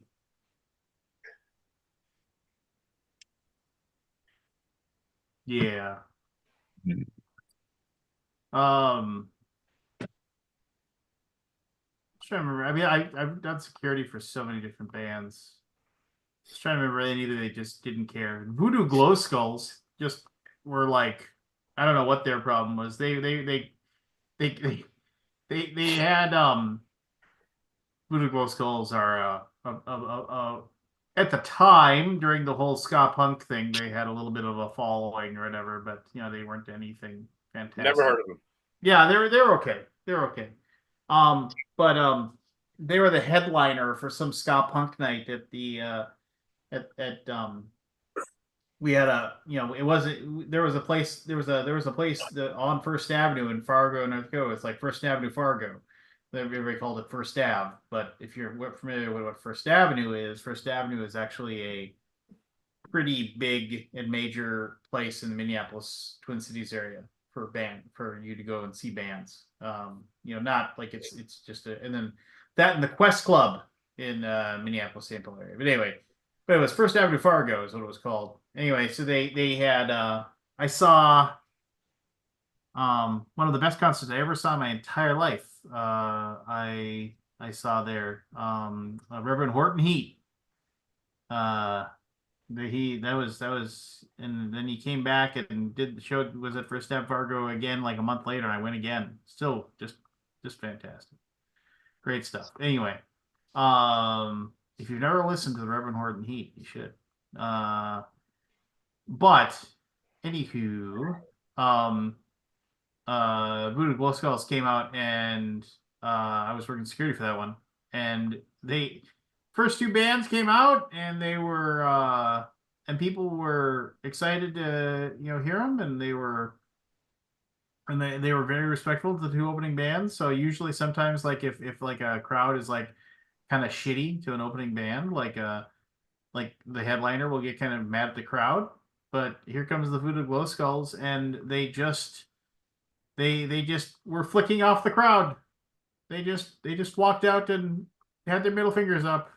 And it was like I was like, okay, and everybody was just kind of sitting there and then they didn't say anything to start and they just played their first song, played their second song, played their third song, and then they stopped. They were like in between their third and fourth song and like I don't know, like grabbing the different guitar or whatever because it was tuned differently or something like that. And somebody finally he said something to the crowd along the lines of "How we all doing tonight?" That was it. And everybody was like, "Yeah," and then just went to the next song. They played like three songs, and then they did like, and then he kind of came out and he was just like, it's like he said something about the weather in Fargo. He was kind of disparaging about the weather, and then they played two songs and they got done, and he walked, and they all put down their instruments and they walked off, and the the lead singer just went to his microphone and said, "This place fucking sucks." He just, I have never seen a band I apologize for the term, hate fuck a crowd so bad the entire time. They said, "This is our contractually obligated concert that we have to fulfill, and we're gonna play 10 songs for do about 42 minutes." And our promoter was just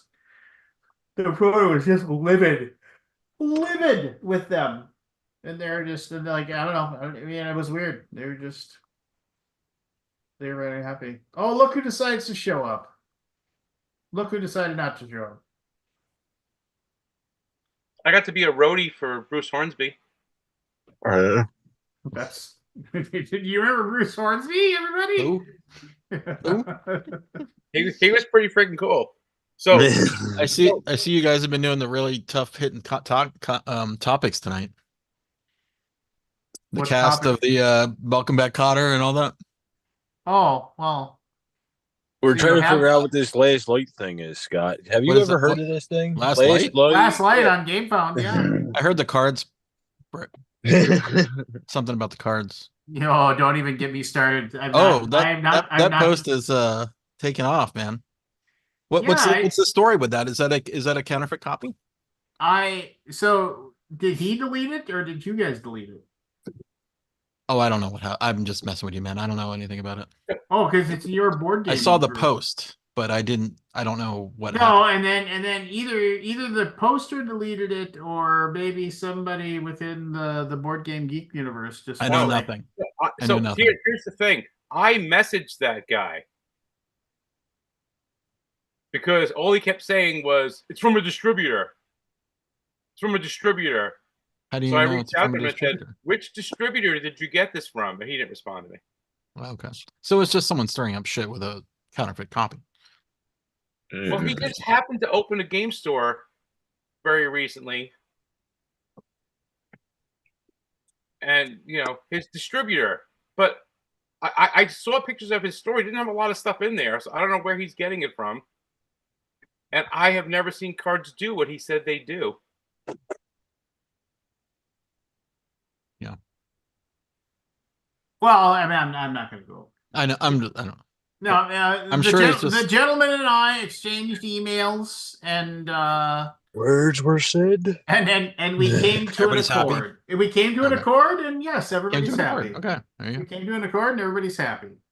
And that's all I'm gonna say about that. So, I did see Derek Funkhauser just went after him with a plum. However, he he did not, as they say, mince the words. I was good. I typed several responses and didn't hit send. Yeah, I would have loved for you to do that, man. But I did know. I did ask him who the distributor was. That's all he kept saying is, they're real. They're from a distributor. Well, Temu is a distributor, technically, if you want to go by distributors. Like, maybe the distributor you're using, who's not one of the major distributors, is buying copies from places like Temu and selling them. Yeah, maybe. Yeah. Isn't like, I'm not making saying board that's games what fun? happened. I'm not saying that's what happened, but that was ridiculous.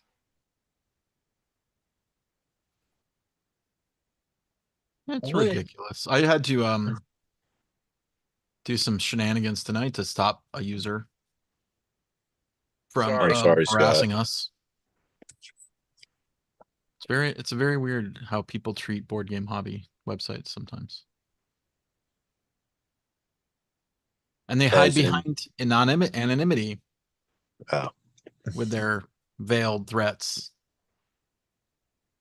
Well, yes, but Yes. you know, if you had someone who was good at like computers and programming, I'm sure you could find out their you can find IP certain address things and out. find out There's who lots of belongs. things you can find out about people that they don't realize. I just thought of something, Anthony. We're talking about bands. Sorry, this is not the other thing. You know what band? There's a band that I love. It's in my. It maybe every once in a while it would fall out of my top 5 bands, but it'll always remain like top 6 or 7. But then when I rediscover, like, oh, I haven't listened to those guys in a while, and I'll listen to them, and I'll just dive right back in, and they vault up to like top 3, top 2, you know. But I've seen them live twice, and they were the worst goddamn band I've ever seen live, ever. Who? That would be Ween. The band Ween. Oh, yeah, you told me how bad they are live. And I've had people say, I've seen 11, they're great. And then they follow up and say, but I can see how they could be awful live. Just how whether or not their focus was there for a particular evening or whatever. I went to a concert and I worked security for a concert, and both nights, I'm surprised they were able to find the stage. So, all right. So wait, we're gonna go. So this is talking about music. I'm gonna complain about something else. I have another grievance. Uh-oh. So, you guys ever watch Live from Daryl's House? No, don't even know what it is. All right. So Daryl Hall owns a restaurant club where he has live music every night of the week. It's in Pauling. I used to go there all the time. But he has a house near there also. So what he used to do was have different musicians, famous musicians from groups, come to his actual house, which is not far from there. And it was like a show that was on it's on YouTube. And I think eventually it was on one of the networks. But anyway, so the premise of the show is Daryl has his own house band, and they play each other's songs. So, like, if you watch, like, the old ones, he's got ones where, like, Joe Walsh comes. And the whole thing of the show is, like, they do a couple Joe Walsh songs, and Daryl sings, like, the second verse, and his band sings along with the chorus and whatever. And then they do, like, a Hall & Oates song, and the other person sings with them. So I used to always enjoy the show. They always had, like, weird, different people on, different, like, kinds of music and everything. And they were always pretty good. So during the pandemic, obviously it stopped. It finally came back. And I have to say that Daryl Hall sucks. It's because it used to be like however the song was written, that's how they would perform it. Mhm. But now every time he sings the song, like he doesn't know the words, he doesn't know the melody, he doesn't know the beat, and I'm like you're killing me. Like, stop. Mhm. Enough. I don't want to watch it anymore. And I still love that show. Now I hate it. Oh, Like he had on this I mean, season. is He it had never on good? what? Is it never good? It's like I don't know. Maybe it's just this year or whatever. I don't know. But like this year, he's released 3 episodes. So the first one was with Glenn Tilbrook, the guy from Squeeze. I love Squeeze. Horrible. He was horrible. Then he did one with Lisa Loeb, which I don't really care about Lisa Loeb. Then he did Howard Jones. And I love I Howard like Lisa Jones. Loeb. Yeah, I like it. And oh my God, like you really, really like Howard Jones can still sing the way Howard Jones sings. And And they were Daryl stepping all over him. It was like so bad. It was like That's a bummer. I don't know. That's a Anyway.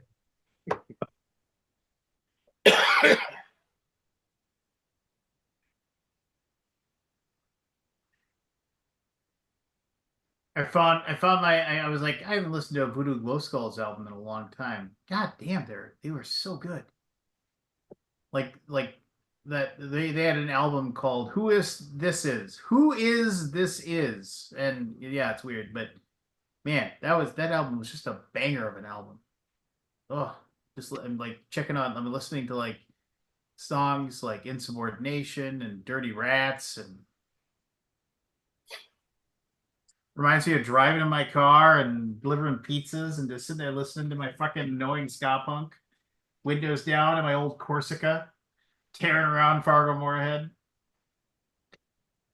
slinging za Well, with here's the my really bad goatee. So like picture me without like with like mutton chop sideburns that like just a straight line that went straight down, and then like this goatee, but it was all just but it was dark brown, before everything was taken from me. And but yeah, so and then Barry, before I ask the question, like how long should people keep putting music out? as So long as they here's the keep thing: making money. there are a lot of people who, and this is the funny thing that happens is they'll like have a couple of like hit albums or songs or whatever for a while, and then they kind of disappear and you never hear from them, and then like 15 years later they have a new single that they play on the radio. Like, oh, these guys got back together. Then you realize they've been putting out albums every year. Those first two albums. But that's the thing. Like, there's people who just are big fans and they follow these people. And yeah, they don't sell out arenas, but like they do like the small clubs places, and the same people go see them every single time. Yeah. All right, so like the Beach Boys situation, how many of the original members had to be in the group before it's not the group? Oh, the old Theseus ship. There's only one left, the Beach Boys. And The he's old not even thing an where original member.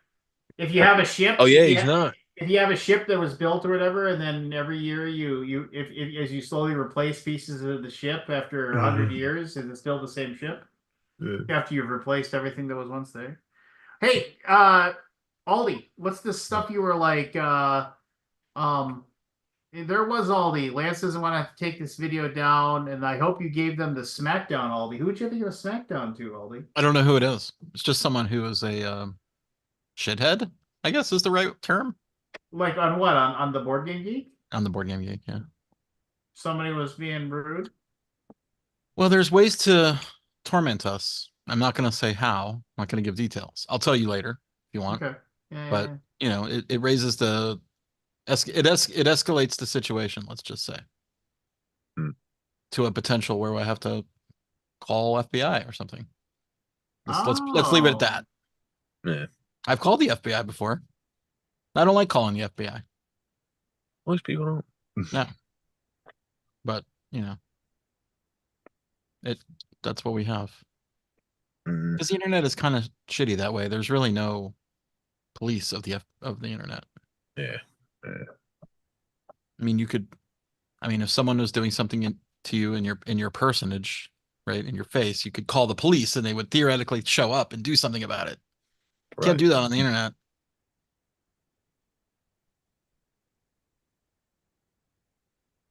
Yeah. If we were. Oh. It just sort of makes me angry. Does make me angry, not sort of. It sort of makes you angry. I mean, it does, right? I mean, it's just You people are mind your own shitheads. business. People Yeah. can be shitheads on the internet. Can be, Scott. And I'm sure this is like pretty common for many people, I'm guessing. I've heard. I don't know. Call the cops. Call the cops. As famously said. Well- Sorry. I want to say call the cops. So Scott, I'm A friend of mine lost his mind at my lake cabin many years ago, and like started screaming and yelling, and then we had to because he had just had too much to drink, and there was a bunch of us there for a softball tournament, and then finally he started going nuts, and he started taking swings at people, and we told him, you need to calm down, you need to get out of here, and he started stomping off when my stepfather came out, and I still remember this day, my buddy Matt, call the cops, Tony. Call the cops. That's all it said. Did they actually come? We were out in the middle of nowhere. By that Yeah, time, sure. I tracked him down and calmed him down a little bit, and I was like, but I just, it's like, what's going on? Call the cops, Tony. Call the cops. Anyway, sorry, you were saying something, Bear Dog. No, it's just people are shitheads, and Yeah. the internet doesn't really have any ways to stop that kind of stuff. Yeah, I was going to ask. Do it the best you can. FBI, the FBI is like the step you have to take. There's nothing. I mean, in between. when certain things happen, I think the FBI is the person to call. Yeah, no, I mean that. I don't know what else to call. When certain Yeah, you words call. or phrases When are certain used, types of words are used, yes, you call. Yeah. Anyway. Yeah, I would think by now we'd have something in between. Something not as when threats are made. Yes. When threats I'm are sorry, don't do that again, Scott. Yeah, well, I guess that's we want to keep the website the way we want to keep it, and some people think they have the right to do whatever they want online. And I guess, I don't agree with that. So, there's other websites that let you do it, and I think those websites are hurting because they don't have any rules anymore. All right, whatever. Yeah. Did you guys play any games lately? No. I played a bunch of Games? Last Light I knew it was coming. live on You Game did not play last night. What else? You didn't play any? We're play testing a few things. So okay. I played a shit ton of pinball this weekend. Pinball? Past weekend, yeah. Is that like Last Light? It's got balls in it. Round balls. Man, I freaking love pinball. I can't tell you how much I love it. Like I can't convey it. One thing about pinball though, stamina. Like I can play board games for like 8 to 10 hours. Yeah. Pinball, different story. I can do it, but I don't feel good the next day. I don't feel great. Having a little bit of a crash after a pinball bender. Standing for 8 hours is not. Get a bench. I'm not a waiter anymore. What's that? Get a stool. I can't play. You have to stand up to play pinball. I gotta get my body weight into it. I can't push a machine around with sitting on a stool. Man, this guy's getting aggressive. You turn down you turn down the tilt on your. They're turned down pretty low. Like I don't like to. I mean, but if you jam it, it's gonna tilt, but it won't. It's really. It's at almost the lowest setting possible. Basically nothing. I mean, it will tilt, but it won't. You gotta really, you gotta really shove the thing. Can I play dexterity or speed games for 12 hours? Probably not. Yeah. But your mind, plays tricks on you after a while. You're like, I mean, literally, you have to have like a split-second reaction time sometimes, and you're like, oh, thing just splits by, and you're like, ugh, I missed it. And you don't even. It's like, ah. Anyway, I kind of wish I was in the pinball industry at one point in my life instead of the video game industry. I had a buddy who worked at a pinball. There was a for a short period of time. Valley had a pinball manufacturing plant in Fargo, and I knew a guy who worked there. I don't know if I would necessarily want to be in the manufacturing, but I think I would like to be in the software. Like some of the software stuff they do is like, I mean, it's not like compared to video game stuff, it's not even in the same ballpark. But man, some of the stuff they come up with is very creative and fun. Yeah. So how much further will they push the technology in pinball machines, Scott? Do you think? Will they put AI in these things, or? I want that. One of the problems with pinball is that you play the game about 100 times, and then you get tired. You kind of get tired of the same content coming out of it. The sounds coming out of it. It's not that much. I mean, they have like a lot of variety. Like some of the games have like, how many times can you say jackpot? You know what I mean? Like, or lots of little ride the Ferris wheel. Yeah, that kind of thing. But like the Elvira game, it has a ton of dialogue, tons of dialogue, but I definitely have heard it all. It just it would be cool to have AI based creation of dialogue lines and voices. Like that's would be super cool. Like no game would ever be the same. Yeah. Now you can have different themes, right? Like sci-fi, horror, but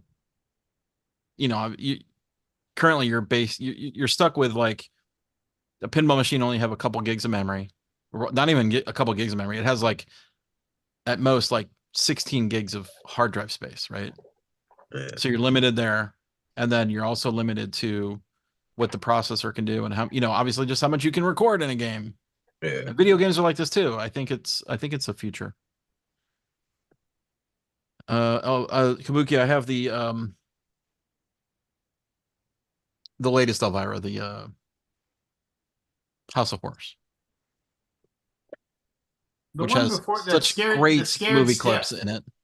We just laughed our asses off. We saw one last night playing, and saw a clip that we had not seen before, and it was like, holy shit, where did this movie come from? Remember the old Scared Stiff, Elvira? Yeah, I know. Yeah, we went over to my local pinball store, and they had one on the floor. We played it. It's pretty cool. I got to play Jaws. Yeah, it's really good. It's fun. Did you buy one? It's got a lot of no comment. It's got a lot of that movie has tons of content, which is cool. Obviously, former Alaboomer sold. No, he actually bought. Yeah, he sold. He sold like nearly all of his board game collection to do it. I don't know about that.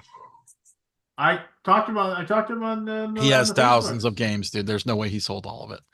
He said I'm down to about 400 games. Nice. I imagine that's liberating. He got rid of.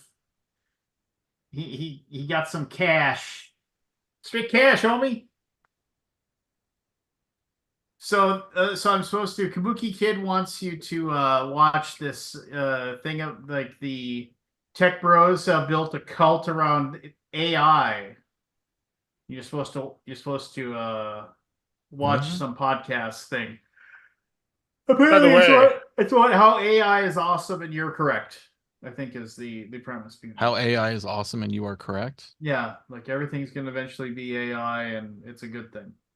I think that's Alaboom will be AI. The Alaboom will soon be AI. So I can wonder make if those. we'll- I I can wonder make if we'll- those pennies for we'll free. get I more wonder if there viewers. will be a an offshoot of the humanity that is like only flesh, based people. The human Right? mistake. Like, did you watch AI the movie? You've seen AI? Yeah. Will Smith one? No, Nah, the no, the Steven Spielberg / I see It dead had people no kid. one. Oh yeah. No, I the didn't Blue see that. Fairy with the Blue Fairy and all that. It's There, Pinocchio. I mean, I feel like movie is really great, but it just definitely didn't. It didn't hit. It's got some great stuff in it. Yeah. By the way, Lance, I do appreciate that Randy Moss reference. Want to make sure that was called out because Flesh fairs. Yeah. I Great use that cash expression only. all the time, and no one ever gets it. No one ever gets it. It's just That's how he pays. after walking in. And what are you doing, Randy? Paying my fine, $10,000. You write a check? A check. Straight cash, homie. What are you talking about? Randy Moss. When Randy Moss pretend to pull his pants down to moon the crowd, the NFL fined him $10,000 for making the thing. So Pretending to pull his pants down? yeah, just pretended to pull his pants down at Lambeau Field, He and pretended to moon people too. yeah, he pretended to moon people, and so they people like were filming him, like they saw he went into whatever, I don't know where, if it was outside a bank or I don't know where it was, but it was in Minneapolis, St. Paul, and they said, "What are you doing, Randy?" He's like, "I'm paying my fine." And it's just like, "What, did you write him a check?" "A check, straight cash, homie." Just Those were the days. Randy Moss, baby. I like him as a commentator when they have him on. Oh yeah, on the he's fantastic. There's a bunch of he's got a bunch of YouTube clips of him just living on his ranch in the middle of nowhere, because he's like a total Fisherman, if I recall correctly. What? I know he's an avid fisherman. Well, yeah, he's a total hit. He's just a hunter fisherman. He's a total hig, and that's just that's where he's happiest, doing that stuff. Yeah. You want to see more about Randy Moss? You should. There's a really good Julian Edelman clips about him talking about. Edelman, Yeah. don't you tell me when I'm talking to my mama? Yeah, that was so good. Tell Mama Moss I said happy Merry Christmas. Edelman, talk to me when I'm talking to my mama. Yeah, they're good. They're funny stuff. Julian Edelman's great. Well, if Yeah. Chris Clue was on, he'd tell you. He's just like he'd watch him in practice in Minnesota, and he would just be like, and everybody would be like, what is Randy doing? He's like dropping passes, and he's like just not in the right, he's not running the right route and everything like that, and everybody's just kind of going, what's going on? And then like the last pass of the day or whatever, he all of a sudden just like runs, jumps, basically covers his eyes with one hand, reaches out with his other, catches the ball with one hand, pulls it in, says, "We're good, coach." Just walk back. Yeah, when you were that good, you're just that good. Yeah, another guy, another Hall of Famer that never won a Super Bowl. So we all like, is everybody as not excited to watch the Super Bowl as me? Oh, I'll watch it. I don't care. I mean, I'm gonna watch it, you but know I'm what, just like, I just don't care anymore. You know what? Like, You know I just what? do not care. This is what a grouch that I am, and I realize I'm gonna people are gonna be like, "Oh, I'm so happy. I'm so happy it's the 49ers and the Chiefs." I think when the Patriots are just winning Super Bowl after Super Bowl after Super Bowl, and everybody's like, "I hate this," I said, "I love it. I absolutely love it. I hope they win 10 in a row. I hope they win so many the NFL has to actually step in and cheat to have them lose." And so because people are getting so sick of them winning, that's what I want to see. I want to see the Chiefs win the next 6 Super Bowls. I do, because Dynasties are good for sports. Because I want to no, seriously, I want to see the Chiefs win the next 6 Super Bowls. So everybody's just like, what? This is so the NFL doesn't know what to do. Literally, they want. It's just like I want it to be so bad and so boring. I would love to see the Chiefs like have like outscore their opponents by 20 points a game entire season, go a perfect 19-0, win the Super Bowl, running away with it, never lose a game. Right. And So just, this way, when you're 75, football will be good. I mean, because it's just like because it's just, to me, that's so much more interesting than having. And the selfish part of me says, if my fucking Minnesota Vikings can't win a Super Bowl, then no other team who's never won a Super Bowl gets to win one either. I like when there's historically bad teams. I was very happy the Lions and the Browns won. Oh, it just makes. I mean, my brother-in-law has been a Lions fan his entire life. Why? Because he would cheer for the Lions, and because they get to play on Thursdays, and my father-in-law is a Cowboys fan, and so he decided he'd just hate the Cowboys because he'd always get excited to watch the Lions on Thanksgiving. That was why. And then you just follow a team and you follow a team. And I feel bad. that they, you come that close and you shit the pot or whatever. But I mean, it's one of those things where it's like Carlin said it best. He's like, it is so much more interesting to have a team that just constantly just ravages its fans with sorrow than a team that actually succeeds and wins. It's just and I mean, it's just the Vikings. The Vikings were just, the most playoff losses ever. Just like Kirk Cousins is going to add to that. And the third best winning percentage of any football team in the NFL. I mean, just you can't write a book better than that. If you ever watch Secret Base, they did a 7-part thing about the history of the Vikings, and they just talk about how they are the fans of the Vikings are the most tortured fans of all time, and they just go through every single heartbreaking loss, every single heartbreaking moment of every single thing that ever sucked about them. And they even say one day the Vikings may win a Super Bowl, and the cathartic release of happiness might solve world hunger at that moment. Oh yeah, so important. You guys are down to 8th in winning percentage. Oh, we are now? Okay. Garbage. It's the Cowboys, Packers, Ravens, Patriots, Bears, Dolphins, Chiefs, Vikings. Man, the Bears are really 49ers, and Pittsburgh is top 10. Bears are. That's surprising. Winning. The Bears have won more. The Bears have sucked Bears for so long. Since they've started. So the Bears have played 1,469 games and have won 793 of them. They were really front loading that in the early times, I imagine. Well, the same thing with the Packers. The Packers have 1,435 games played, and they've won 799.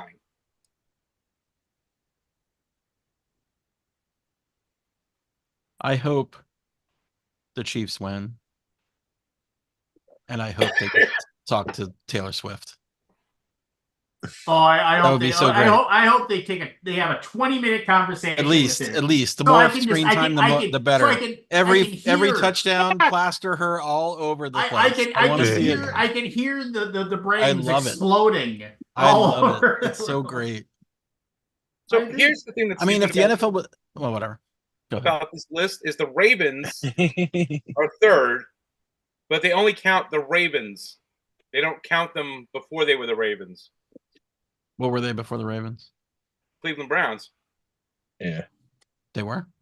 Yeah, they left in the middle of the night. Middle of the night? For realsies. Oh my god. No, they didn't go in the middle of the night. The Baltimore Colts. Oh, the Colts. Never mind. And went to Indianapolis. I got them mixed up. After they told them 10 times they weren't moving. So he packed the team up and left in the middle of the night. Wow, that's some crazy shit. I want to see a team do that now. You've never been to Baltimore, Scott. So the Cleveland Browns, the original Cleveland Browns became the Baltimore Ravens. And then a few years later, Cleveland got a new franchise and went back to being the Cleveland Browns. Yeah. That's why Ozzie Newsome is he's president of the Ravens or something like that? Oh, I remember that Ozzie Newsome. Yes. Ozzie Newsome, greatest Brown ever. Not Bernie Kosar. Well, not Jim Brown.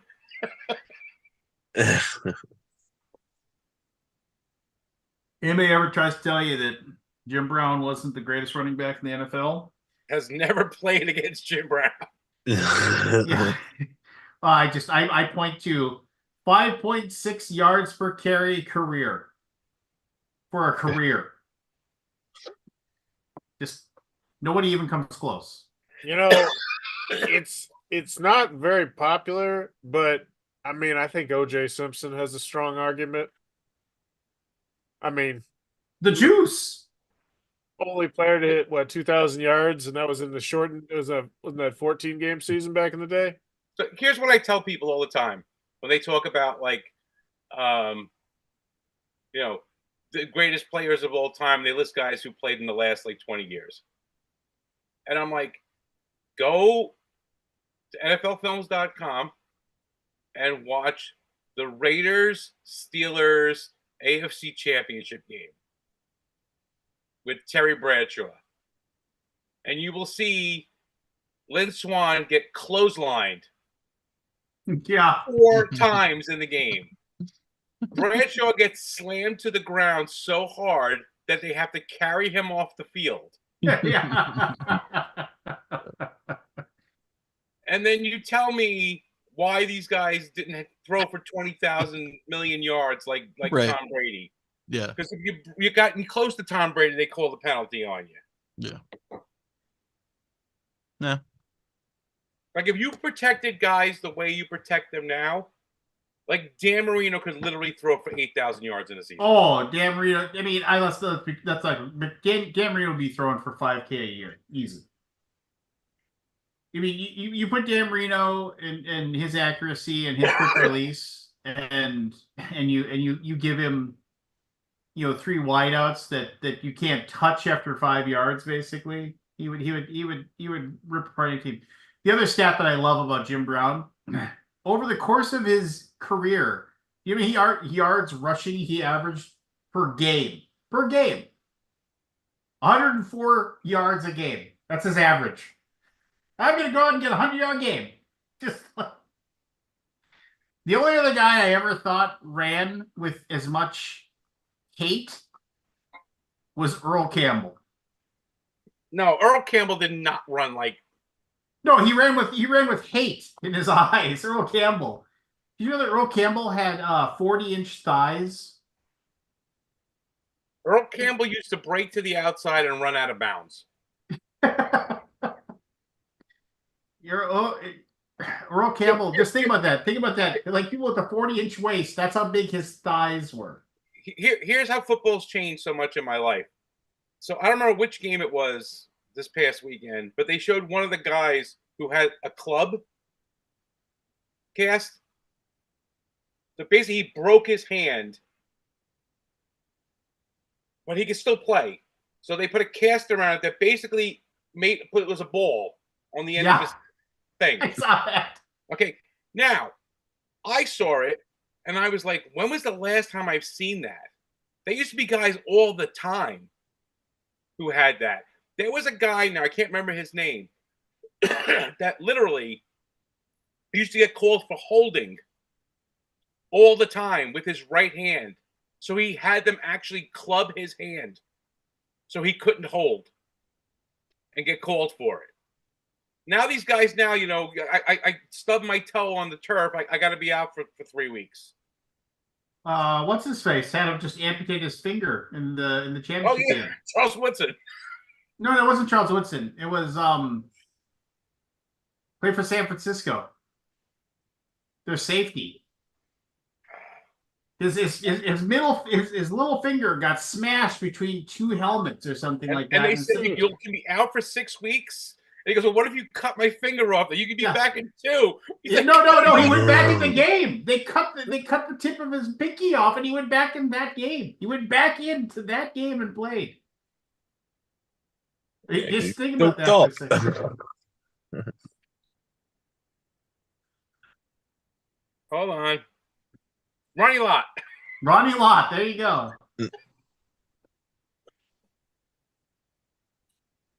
I mean, that's just insane. But yeah. How many backers did you have on Last Light the first time around? Uh, 4,000? No, I mean, I could look, I guess. 4,000. We're doing better than we did the first time, obviously.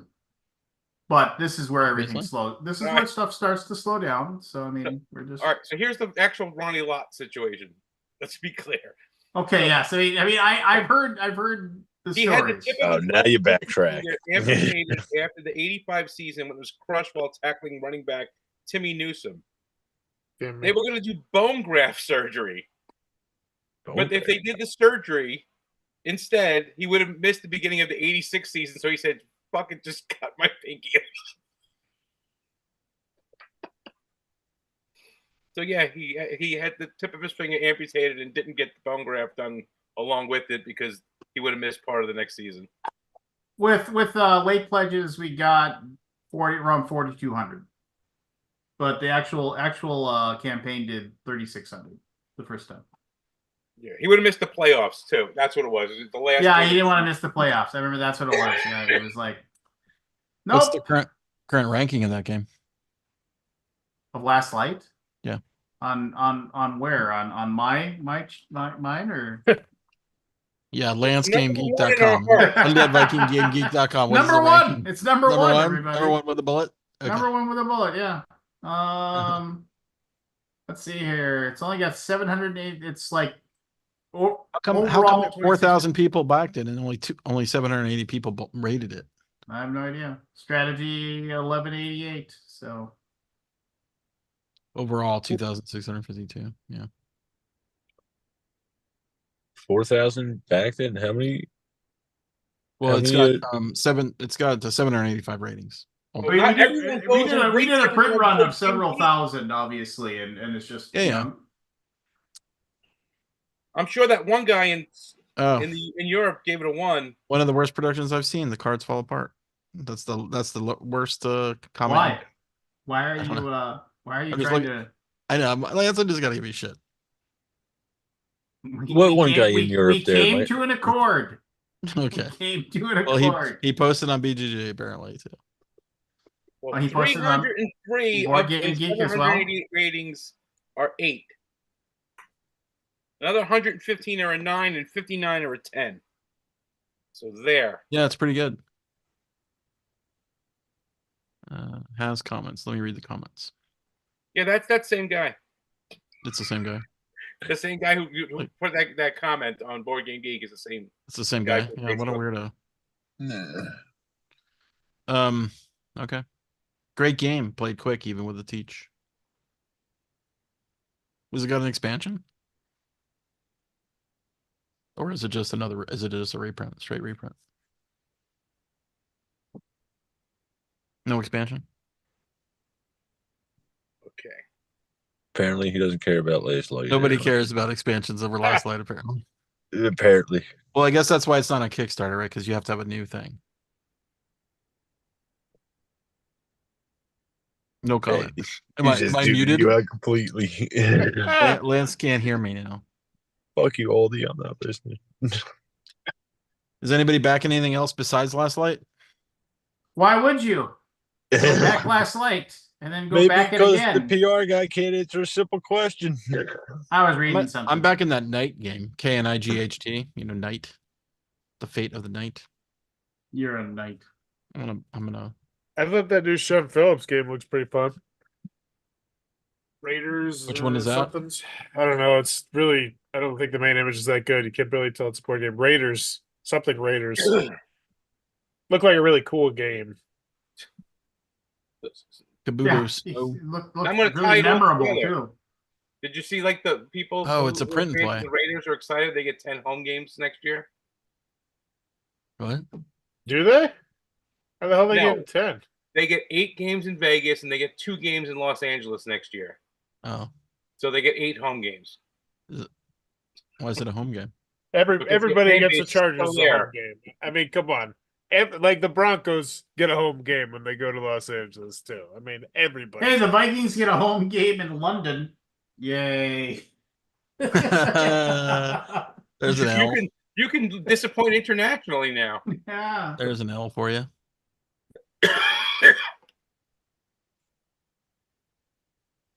Wow, the Monty Python the Holy Grail board game is up to 241,000 with 4,388 backers. I'm gonna back that one. He's got.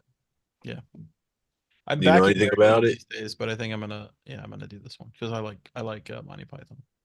Okay. Let me know how it works out. I ordered my Worm Fan today. Worm Did you? Fan. Have you guys seen that game? You heard about this game? Wormspan? Yeah, Worm Fan. I don't know. I keep missing these things. Where's spam last night? I must be out of the loop. The Python game doesn't look good. I just backed it because it's Python.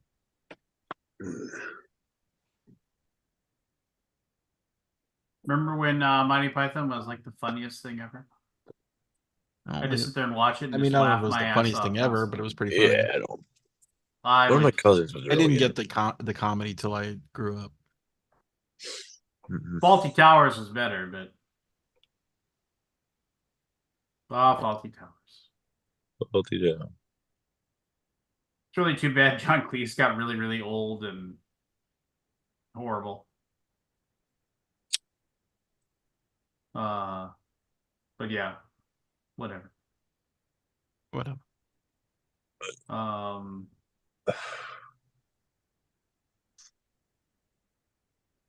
You guys think that counterfeit copies are that big of a problem? In the No, old I don't I don't- understand how it's getting out there so easily. And I don't understand how people. Are people would know just they how do had people one. find this stuff? Like, I mean, Yeah. like I get contacted all the time about fake board game geek stores stuff, and I'm like, how did you find this? Like, are you Googling it and finding it that way? I just don't get it. I don't think it's a big Like, deal. why are you No. Googling board game geek stuff when you could just go to the website and then you tell us that it's a counterfeit store? I'm like, why did you click on it? I don't know. I don't know, I mean- but now I'm looking. Now I'm looking. I mean, for I think fake it's a big board deal. game I geek just don't know why. tiles. But I'm looking for fake board game geek antiquity tiles. You don't have any more. oh, we don't have the antiquity tiles anymore. Son of Yeah, we don't reprint those. I guess we did. You know, it took like 5 years or 10 years to sell them all, so we didn't reprint it. minor things.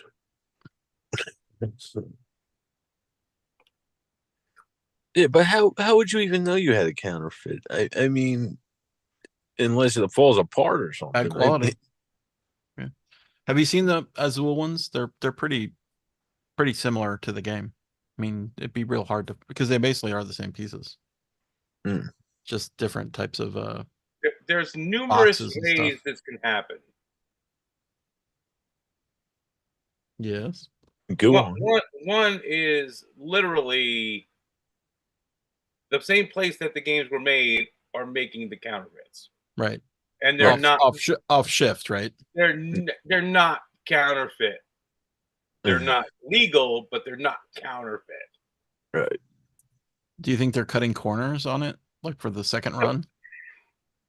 So Because there's basically, definitely some other types of quality in there. Some of them. basically, if you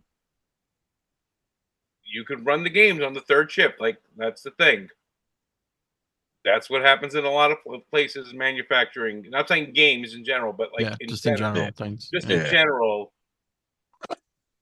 because games are probably different just based on the fact that you're ordering smaller numbers, but usually, Yeah. So you may have, we're going to run this many copies of this game, and we can run it in one day over, first and second shift. And then, set up for something else to run on the third shift. But, it only takes us 2 hours to flip the stuff over to the next thing, and we got 4 hours left. Let's just run 2 more hours worth of stuff. Yeah. and then change the Yeah. paper out or what? I don't know. It could be any number of things, but I'm just saying, like, that's how. I like, also think there could be some sabotage at the factory stuff, right? Oh yeah, like- it could be. Yeah, Like take the I prints thought across about the that as street. well. I mean, take the printer, take the Yeah. master prints across the street and You just gotta take the Industrial. down the files. street, obviously. Someone just needs the files. Yeah. So if someone takes the files after they're run on whatever thing, and you know, And then But the- cheaper a hard component drive, stuff. you know, sticks a hard drive in Yeah. their computer and downloads it and takes it to their friend. You Who know, happens to have a factory that runs you know, they get a few $100 for paper it. Exactly. at a cheaper quality and amounts. Yeah. The different GSMs. What is it? GSMs. White core. White core, blue core, black core. Yeah. GSM is grams per square meter, I think. Oh, there you go. I didn't even know I what think I I said. looked it up a couple while back. Well, you should know that for your new job, right? I should. So when I say it, I'll sound more, Sound more confident. Right. But I mean, it's definitely something nefarious going on. But Yeah, and I guess a couple hundred a copy. I just don't know how it's getting to America. Grams per square meter, nailed it. It all goes on AliExpress. Do people buy stuff on AliExpress? yeah, I thought about buying a couple of them just to see what it's like, see what the component quality is. Like, I would love to do a comparison video once I get my calipers of like, this is the actual game versus this, and like really look at the thickness of the cards and be like, ooh, I think that'd be interesting. I'm gonna do that now. Do that. Oh, I'd watch that video. Yeah. Sounds You should fantastic. you should video the whole process from surfing the AliExpress, search and find a game and getting it, and how quick it gets to you. I Do should. everything. There you go. Sounds like a good And into idea. an exposure on piracy in the board game industry. but Mhm. Exclusive. In depth. it's how you're doing it and how you're getting it. So I would imagine that a good number of those counterfeit ones that used to be created, we never saw. It never became a thing here Yeah. because they try to sell them to places that couldn't get the Yeah. actual game. That makes a lot of sense. But now it's like, hey, someone wants it and they're willing to pay for it, and we can sell it for cheaper. That was like the whole thing. I got it from a distributor. Like, what distributor? Like, where do they get them? They get the games directly from the publisher, like drop shipped to them from the publisher. You know, You okay? there's a whole bunch of crazy crap going on. And then people are like, I got it directly from Amazon. I'm like, you do know Amazon stores everything together. People don't realize that. Nah, yeah, they don't. So if I'm, the Happy Unicorn Publishing Company, and I sell games through Amazon, and Joe Blow counterfeit guy sells games on Amazon, Yeah, they get they put them all on one shelf. Yeah. So if you buy it from my page, you might be getting one of the counterfeit ones.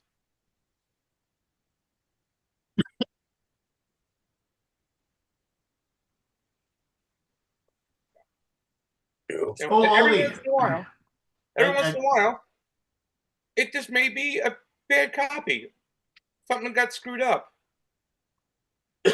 You're loading the machine with, black core thing, and by accident there's one sheet of white core on there. So one set of cards has the wrong quality card in. And your car's delaminated on a game that's popular. Yeah. Ollie, did I Yes. tell you the game Bone Razor Minions? $5, Steam, very much your vampire Bone Razor survival- minions. Bone Razor Minions. It is very much your standard Vampire Survivors / Rotato. Oh, Brotato's fun. And this one though, like your guy doesn't do any attacks. It's just all of his little minions do his attacks for him. It's Bone Razor is ready. $5. $5. You'll definitely get $5 worth of fun You'll out get of it. $5 worth of fun. Cool. It gets the fucking job done. It gets. I played some earlier today, and I was like, I mean, because you keep unlocking new characters, so it's just like, I mean, that's the great part of these. They have so much gameplay in them. yeah. Crazy. All right. I have to Cool. apologize to all of the older people in my family. Why? What did they do to you? Well, no, here's the thing.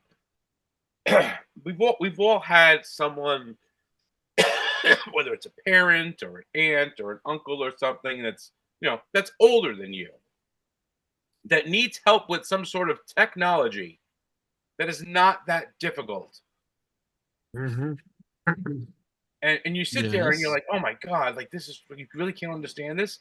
Yeah, the shoe just dropped. The other shoe just dropped. I'm sure I could figure it out, but I have this like paralyzing like stupidity in my head with certain things. Like I bought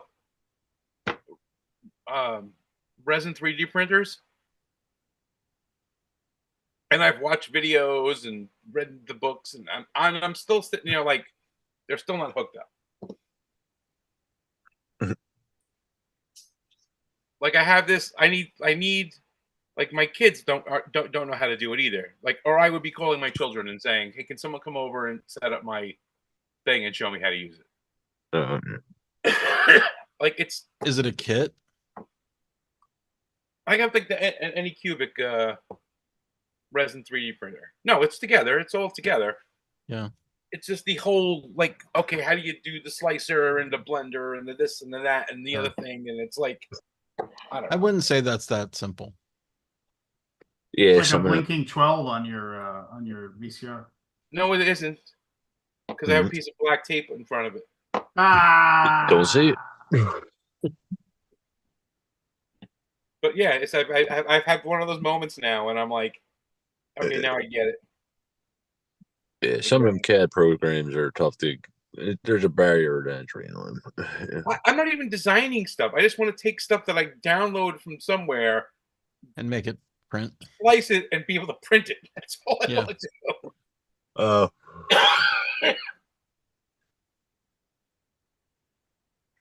So, anyway, I've not done any 3D printing, so I don't know how to help.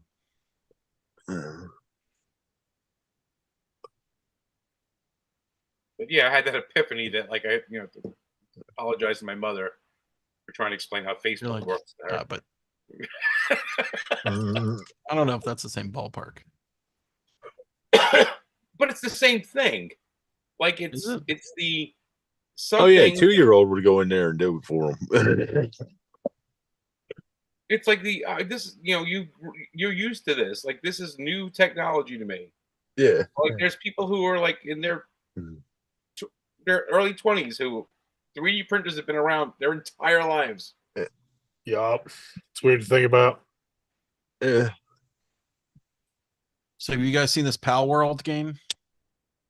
My son wants me to get it and play it with him, and I'm just kind of like, all the reviews say it'll hit your dopamine pretty well. The leveling is really good, but there's a lot of like when you start getting the automated stuff of having the monsters do all of your like work for you as far as running your machines and your little base, the AI of it starts crumbling a bit, so it gets really frustrating. So it's definitely still got some beta stuff going on. It's only $30, so imagine you'll get your money's worth out of it. Yeah, I mean, I'll end up buying it. It's a massive hit, right? So it's like I'm sure they'll keep building it. Yeah, it's early access, right? I like how they've basically stolen Pokemon IP without really stealing it. You know what I mean? Not stolen it, but they basically it's a Pokemon type game, right? Just from the looks, right? I mean, the name of their company is called Pocket Pal. That's funny. That's hilarious.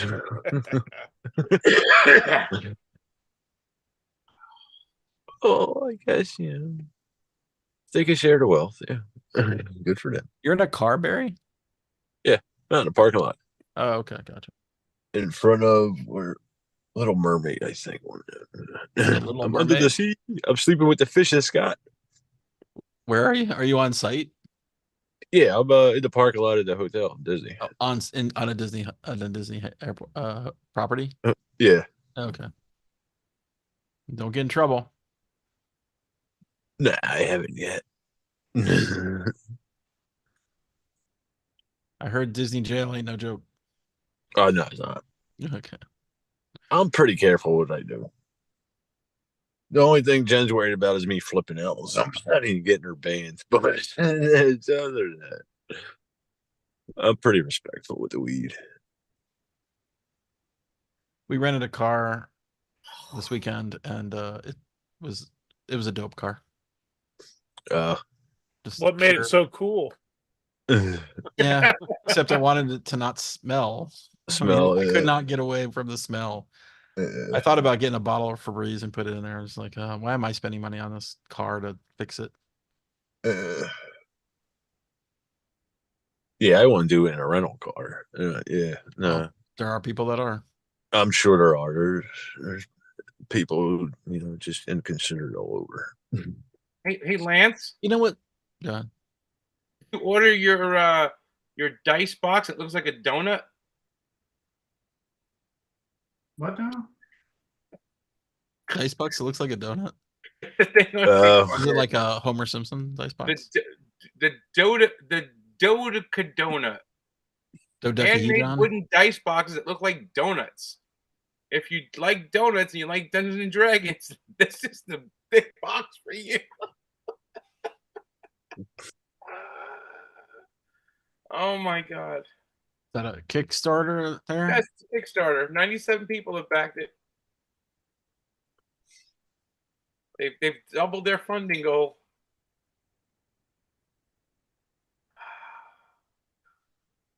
Have you guys ever littered?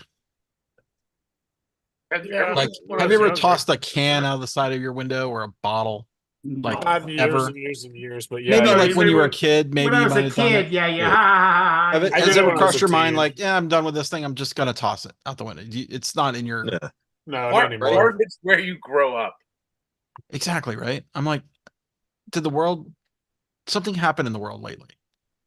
So we have this building, the Board Game Geek building. Yeah. Oh, Every well, time I why go don't you over brag there- a little bit. It's not a brag, but basically I get to look at it and it's on a busy street. The other day I see a pair of pants on the side of the road. Okay, like, oh well, maybe something flew off the side of a truck, whatever. The next day, there's a bottle next to the pants. Then the next day after that, there's a can next to the. I mean, this is all in the same area. I'm like, It's a serial killer. how is this possible? That much shit's getting thrown out. That in a couple days' time, I see this much trash. Somebody's I got mean, I'm some not good- there every day, right? This is why I'm just like, I just picked up what was there, but it was like, Right. it's endless. I mean, this is only like a 12-hour period that I'm gone. Like I leave, come back 12 hours later. There's Maybe a fucking homeless trash person. on this specific. I mean, our building is not that big. It's just this part of the road. Can you tell But us there's more about the fucking trash pants? on it. Yeah, the pants are disgusting. I don't know.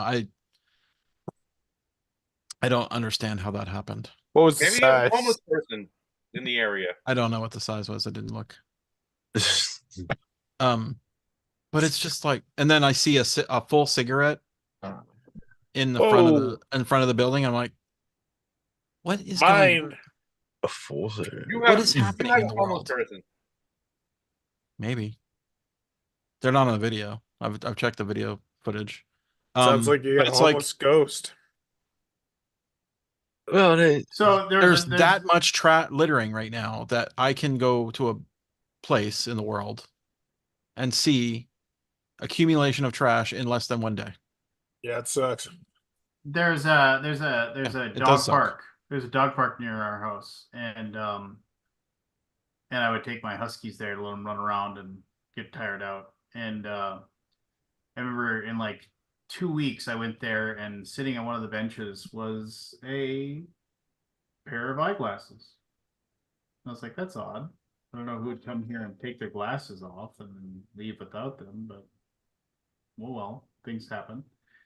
And like 4 days later, I came back and there were 2 pairs of eyeglasses on this table. And like, That's an odd thing. And I was like, Are they okay. nice glasses? Are they readers? They were normal glasses, prescription glasses. I picked them up. Are they? I thought the same thing. Okay, they're readers. Somebody Try like them on to see how they fit. Yeah, I know. I was like, okay, somebody prescription. sat here on this bench to like read a book while their dogs ran around. They took the readers off, set them down, they walked away. Then there was 2, and then like I went back like the 2 weeks ago. Not only were those 2 glasses still sitting there, but there were then now like there was an actual like a coffee mug, like a real coffee mug, like and I'm like, all right, somebody's murdering people here, like where the aliens are someone's coming fucking in. around with a You secret like, camera. maybe Someone put a hidden camera in there in the area or something. It just disheartens me, man. Yeah. Like, people just don't give a fuck. Like, Imagine just- people who got kids, man. I see that shit all the time. Like, fudge. and never once have I ever thought about throwing trash out the window of the car. I mean, maybe when I was a kid, sure, because I didn't know, but not as an adult. Certainly not anytime recently. I mean, it's just, I just can't figure out how, especially a place where you live, you know? Anyway, I don't know. Just makes me mad about some Grinds more my stuff in the gears. world. Makes you mad. Grinds my gears. I know it's a minor thing, right? But it's fucking It's annoying. not. No, it's By the not. way, it's there's not huge mine. fines in Texas if you get caught. Yeah. Not that I've ever seen anyone get caught or known of anyone that's ever gotten caught. I guess no one would brag about getting caught by the police, right? Like for littering in Texas. No, I can't. Like, oh man, I had to pay that $15,000 fine. Jesus. 15,000? Good. It's quite high. I don't know if that's what it. I mean, I can look it up. Actually, I'm curious. Up here it's like It's not that- 250, I think. Well, you've heard the phrase "don't mess with Texas," right? Yeah. Everything's bigger in Texas, including the fines. I don't know. I heard the stars are bright there. I've yet to see that. It's $500. 5? Okay. That's it's a bit different than what you said. Yeah, I know. It still $500 sucks. still quite I'll be a lot. right back, and we'll think- do some initials. You deserve Good. it, though. You deserve it. He's getting the munchies. I It's tell also, my it kids says, this all the time. Trashy people throw out the if trash. it's 5 pounds or less, then it will be $500, up to $500. Yeah, now I used to with the trains at the The industrial amount of areas. trash that I'm seeing in front of this building, though, I'm like, people got to be doing it everywhere all the time. I don't know. I can't fathom it for some reason. Just messes my head. Mm. With the trains being in industrial areas, they get really hit hard with that. Like, Oh, yeah. you'd be amazed what you'd find out there. Disgusting that. too. Totally. Did you guys watch Mad Men? Never seen it. So there's an episode in season 1 where they're out like having a picnic. Mhm. And they just basically throw the trash like on the Yeah. It's like, yeah, done. Uh, And they're they like, also were think of it. driving with a beer in their hand too at that time, Scott. Yeah. Yes, I could be appreciating it for the time. First time, Tony Bosco.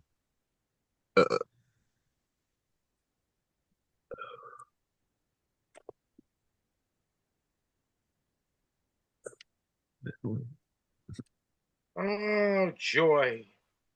Joey. I did watch one guy on the security camera footage, walking down the street and just had a bottle in his, he's drinking a Coke or something, tossed the bottle over his head into our lot. So it's not just cars driving by; it's people walking too. Yeah, I could. Anyway, No consideration. we gotta talk about more fun things. I feel like not Yeah, really- Scott.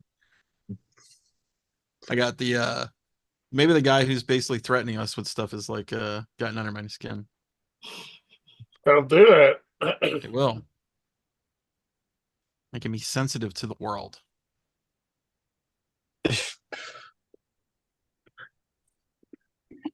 You gotta go to the happiest place on earth, Scott. I'm going there tomorrow. Yeah, the happiest place on. How come you didn't go to Go into Bucky's? Oh, that was Sat outside? I learned the first time I went to that one. Nah, man, that was a You don't get a madhouse. drink or nothing. You don't go to the bathroom. I feel like Nah, man, nah. it's a lost opportunity. I'm a. I'll make something I'm a happen man in that of habit. bathroom every time, just because it's so nice. Not that one. Makes That's unreal. But just said there was a mascot running around there, like an actual Bucky guy running. Yeah. But I forgot there was the one. guy in the Bucky suit. Yeah, I forgot there was one closer to Fort Lauderdale, or Daytona rather. This was up by St. Augustine. Augustine, and that one is just a madhouse. It was. I seen the parking like, nah, I'm good. you deal with that. I'm staying out here. Yeah. But even she said it was a little rough. But on the way out, I'm sure we're gonna hit the one in Daytona. She loves Bucky's. Thanks, Scott. What's wrong with that? No, Could be worse things. yeah, yeah. Does she have a Bucky shirt? Oh, we got a little Bucky stuffed animal. There's all sorts of shit. She's got a shirt. I think a hat. Yeah. I don't know what else she has. Makes her happy. Whatever. Yeah. Yeah, it's like a Bucky's cult. Yeah. It's a great place. It's just a nice place to go on the road. It really is. Yeah, it is. They have She lots loves of the good bathrooms. Fun food, fun Yeah. snacks, all the drinks you want. Potentially, the bathrooms are very clean. The nuts. Great. Yeah. Roasted nuts. I like the cinnamon nuggets or bites nuggets. The Bucky Nuggies. Yeah. The cinnamon ones. Bucky Nuggies are the bomb. It's Yeah. it's like a cereal, like yeah. a Sugar Smack cereal or something like that. It's close. Yeah. It has that texture and flavor. Yeah, she did grab a bag of them. Have you had the spicy corn puffs? Bucky Bites, I think they're no. Are they or those are the nuggies? I don't know. I can't remember that. I get them They got mixed all these up too. Stupid names. I get them mixed up too. No, because I didn't see a small bag, and she won't eat spicy stuff, so I didn't know. Yeah. The last time I was there, maybe next time I go in, I'll pick up a bag. Get the cookies too. Those are good. Bucky Bites. Oh, I always do. The salty caramel ones are good. And the Yeah, I lemon got ones are good too. I love them all. I love almost everything. Can I collect them all, Scott? I haven't been in like a couple years now. Gotta go. Oh, you didn't go to Gotta one make a trip. Well, there's one nearby on the way to Michelle's house, but we have not been. We skipped it at Christmas because Michelle was like kind of in a mood, and we're like, we're just going. Okay. We're getting there. We're not I stopping. understand. Like, okay. Oh, that's right. There's not one between you and TFW, is there? No. There's not a lot in the Dallas area. It's all on the outskirts. Far away. Yeah. I thought there was one between you and the airport for spring, but there's not. No. Now that I remember. Yeah. It's on the other side of Dallas. Yeah, it's in Fort Worth. Yeah. Oh, that sucks, Scott. So close, yet so far away. Yeah, it's probably for the best. Yeah. I do love those roasted nuts, though, man. Oof, they're good. They actually built a new one in, where was it? One of the Carolinas. It's not in North Carolina Okay, it's South Carolina then. because the North Carolina one, they actually voted against it. Did they? Really? Yes, Too because much. Too much interest. Where they wanted to build it, it's right near my wife's aunt's and there's 3 rivers that like kind of meet there, Okay. and they said, we'll let you put it here if you can show us what would happen in case there's an oil leak, there's a gas leak Yeah. at your facility, and that it won't poison the 3 rivers. And they said, okay, goodbye. They See you didn't even later. try because they were like, okay, yeah, there's no way we could. Yeah. Yeah. I think that's probably wise. Keep it to the industrial areas. I mean, come on.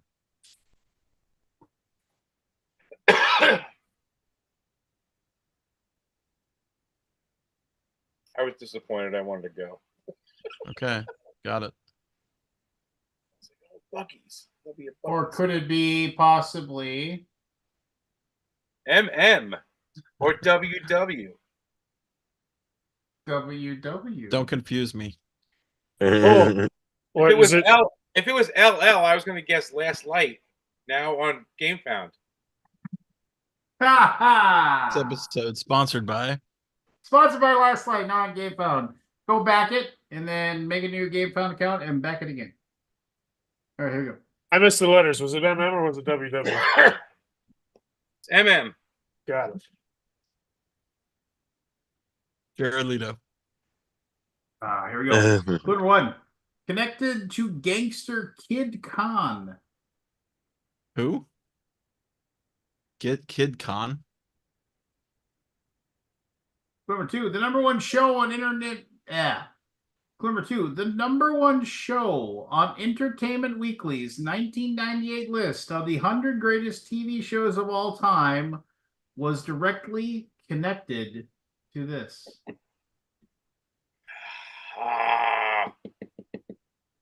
Clue number 3. Connected to a 1996 Coen Brothers film. Anthony. Go. Minneapolis, Minnesota. Minneapolis, Oh. Minnesota is correct. Mary Tyler Moore, baby. Mary Tyler Moore. What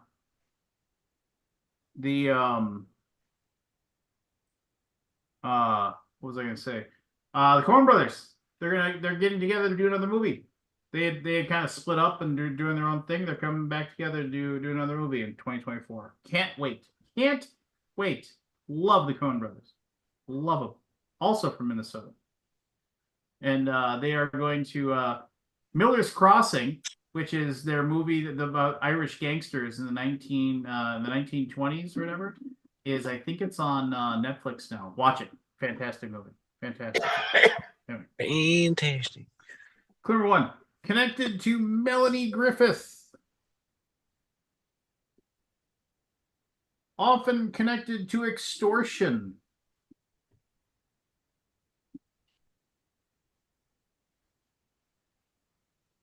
Connected to children.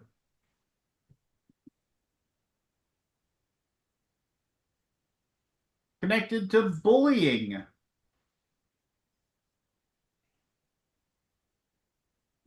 Was used in school.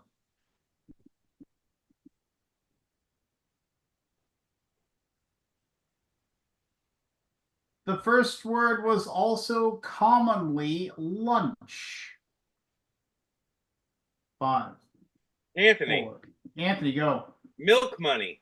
Milk money is correct. You had to have your milk money to get your milk. Get out of here, cat. Oh wow. I had none of that. Not even close.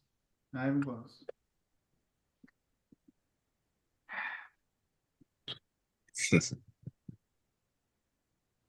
I'm cat. Is this the third box? Yeah. Second. Third box. Clue number 1. Oh, who's coughing? Clue number 1. Oh my gosh. He's so disappointed in you, cougher. Golfer. Appeared in 1990s Home Alone. Clue number 2. Connected to John Machida Jr.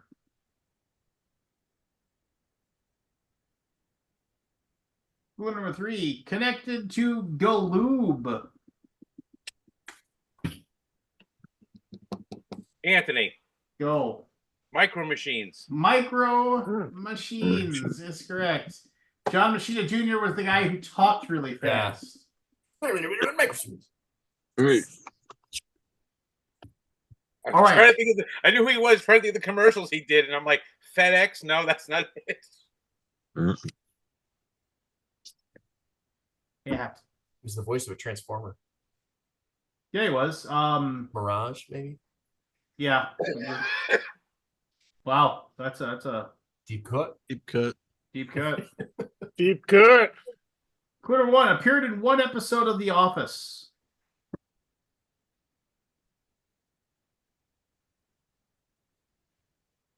Clue number 2 has appeared on Celebrity Big Brother and Celebrity Apprentice.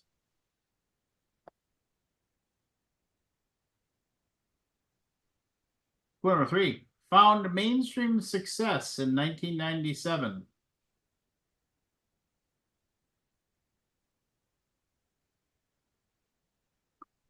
Clue number 4 connected to Extra.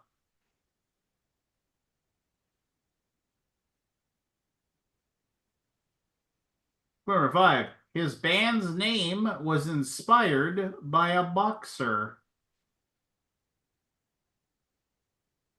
Barry. Go. Mark McGraw. That is correct. Lead singer of Sugar Ray. Sugar Ray. Love me some Sugar Ray. What? Mark Oh, McGrath. nice and easy for the girls. That's what he said, wasn't it? It's close. He said Mark McGraw. It's He close. said Come on. Mark McGraw. Did I? It's McGuire, I've right? heard it both ways. You heard him all the ways. I've heard it both ways. Yeah. That one album of Lemonade and Brownies, they had the song "Danzig Needs a Hug." It was a great song. I mean, that's very true, though. Just- Mother. Danzig needs a hug. All right, clue number 1. Song titles for LL Cool J, Halloween, Diamond Rio, and Diana Ross. Clue number 2. First connected to the Brothers Grimm. Clue number 3. Connected to Julia Roberts.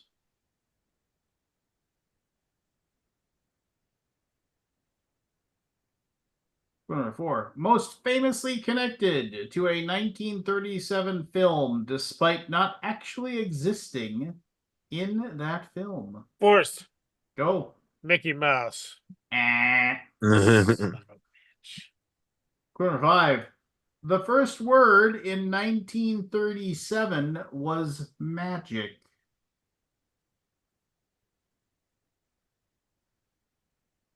Final clue. Repetitive phrase spoken by the evil queen when asking about Aldi, go. Magic mirror. Ah. Mirror. Evan. Go ahead. Mirror. Mirror. I don't get a pass like Barry. Well, no, You heard that's mirror, the mirror, clue. right? The first clue is the first word was magic in 1937. Of course it was. Mirror McGrath. Mirror McGraw. Mirror McGraw. We will accept McGraw as any part of your answer. There you go. Clue number 1, in a sense, was referenced in the Back to the Future franchise. Barry. Go. Mickey Mouse.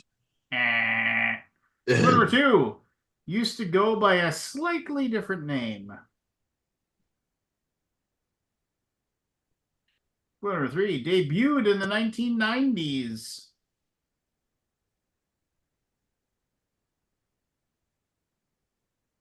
Clue number 4, often called the Fish.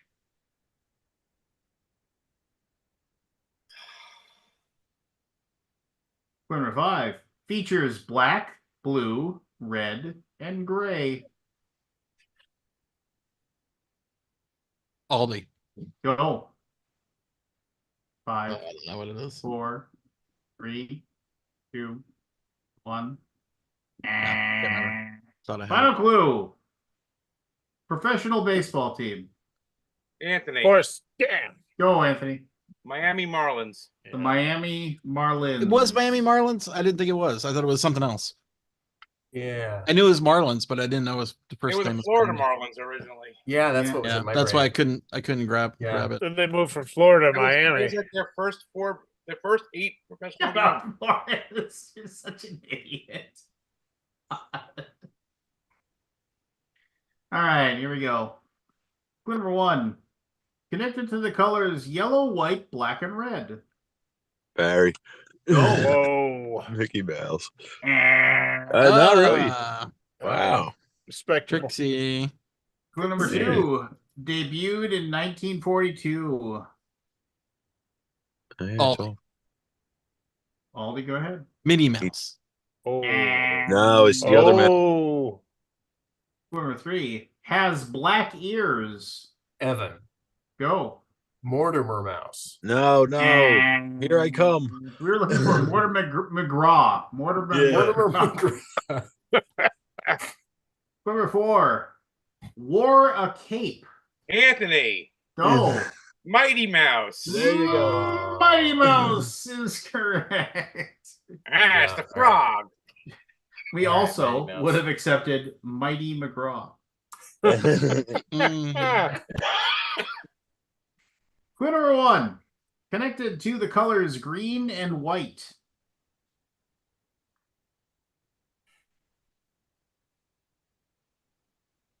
Clue number 2. Features numbers.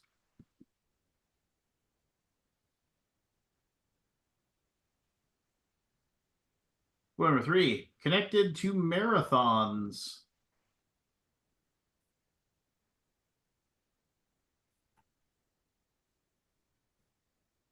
Clue number 4. Sometimes mentioned on 911 calls.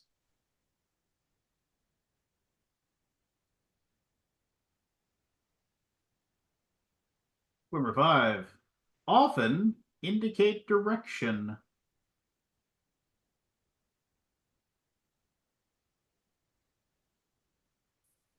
Final clue. Are found on the side of interstate highways. Anthony. Go ahead. Mile markers. Mile markers is Markers. correct. Go. Number 1. Connected to Peter Pan's shadow on Once Upon a Time in 2013.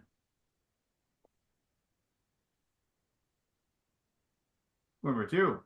Has appeared in music videos for Elton John, Rammstein, and 9 Inch Nails. Aldi. Go. Mickey Mouse. And Oh, come on. Epstein. This fucker ain't gonna be in there, Scott. Clue number 3 appeared in David Lynch's 1997 film Lost Highway.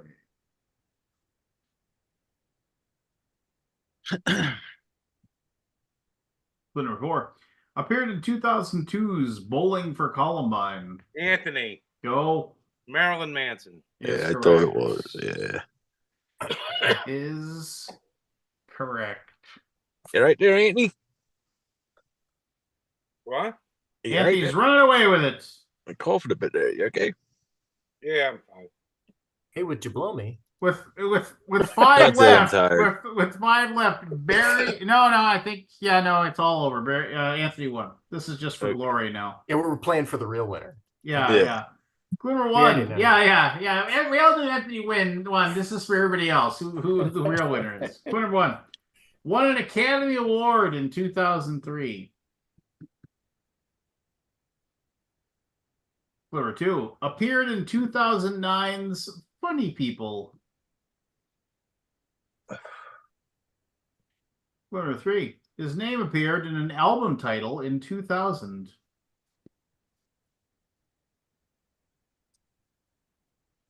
Clue number 4. Connected to Kim and Haley. Worst.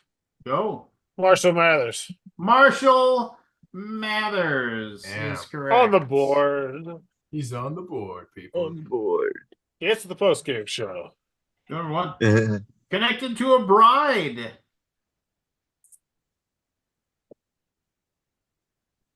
Number 2. Connected to a Greek island.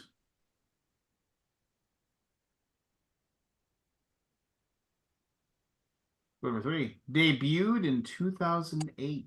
Evan. Go. Magic Mike.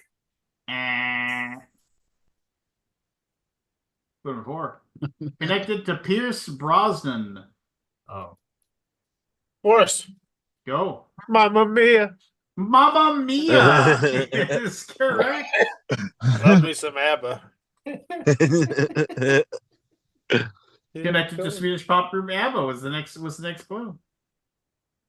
Well, I love me James Bond. I love me ABBA. So I mean, come on. Take a chance. Take a chance. Take a chance. Win-win. All night. High. Good stuff. Take a chance on me. It's a good song. It is. ABBA's just good. I agree. ABBA's good. A bar.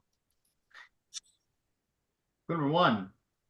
The horse who won the 2013 Breeder Cup Classic and finished 3rd in the Kentucky Derby was named after this. Aldi. Go. Miracle Mile.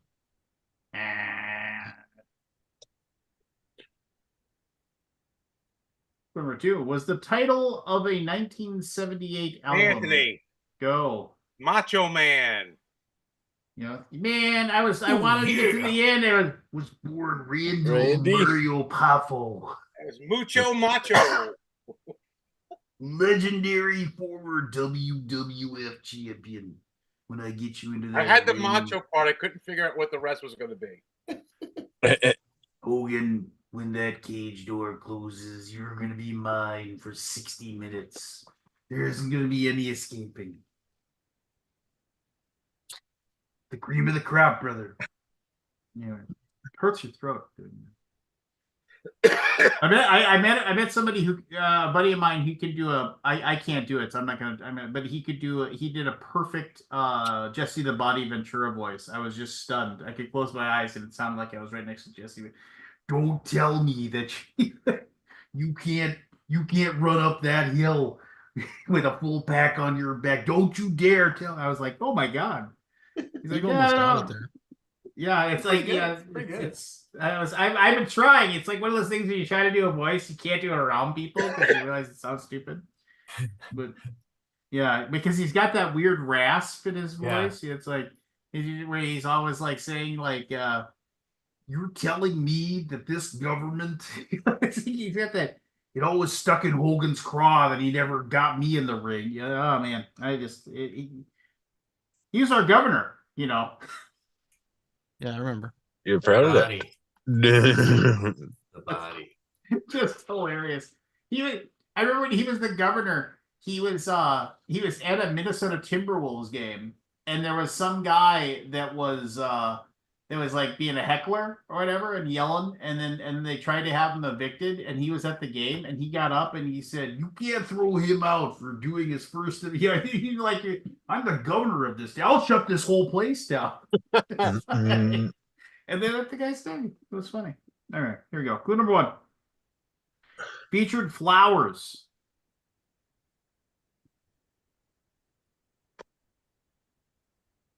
Clue number 2. Contain high school kids.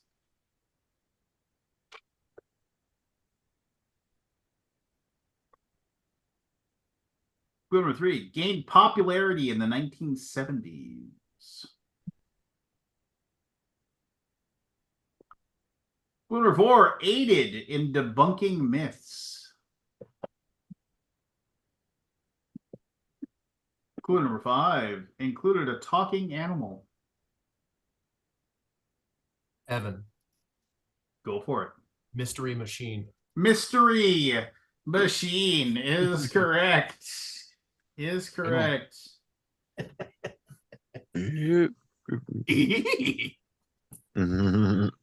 was good. Yeah. Tony It was. Bosca says, I knew a good Vince McMahon, but I know there's nothing good about Vince McMahon. There is nothing. That is. Don't go Good. down the rabbit hole. Don't. No, go yeah, that's- that is. That is just. I have money. I'm going to do exactly whatever I want. Oh yeah. Get away with it. Here we go. Some people Final- don't want to know. Final card. Number one, often shortened to the last 7 letters of the second word.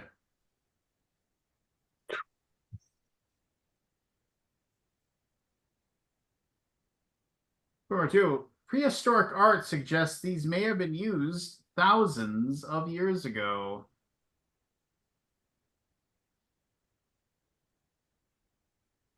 Number 3, Mickey and Mallory had these in 1994's Natural Born Killers.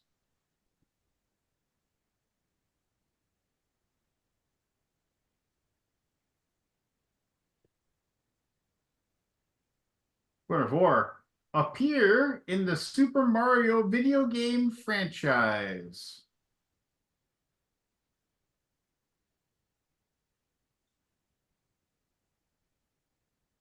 Number 5, Barry? Barry. Magic mushrooms? Magic mushrooms Nice. is correct. Good one. There you go. Shrooms. Yeah, Sure. couldn't get one. That's a good one. Not my category tonight. Yeah. No. What was the Malcolm final one? McDowell, no Mickey Mantle. No Marilyn Monroe. Yeah, I mean, I had a No few. Mitch McConnell. Mitch McConnell. I mean, I feel like he might have already done that, Yeah. right? Since it's the third box, he probably already went through this. No Mary Magdalene. No Yeah. Michael Let's Moore. see. I got. Moo Moo. No Mike Myers. No. I only Michael got 10 Myers, left. Then I gotta start making it myself. No Matthew McConaughey. Minute. Yeah. The other thing about doing a Jesse voice is that I feel like we've had this category before. he's got that weird like he's got that weird like when he's like it's like when he pronounces the TS, it has a weird noise to it. Like I'm gonna go have a cigarette, listen to Jesse Ventura, and see if I can do it when I get back.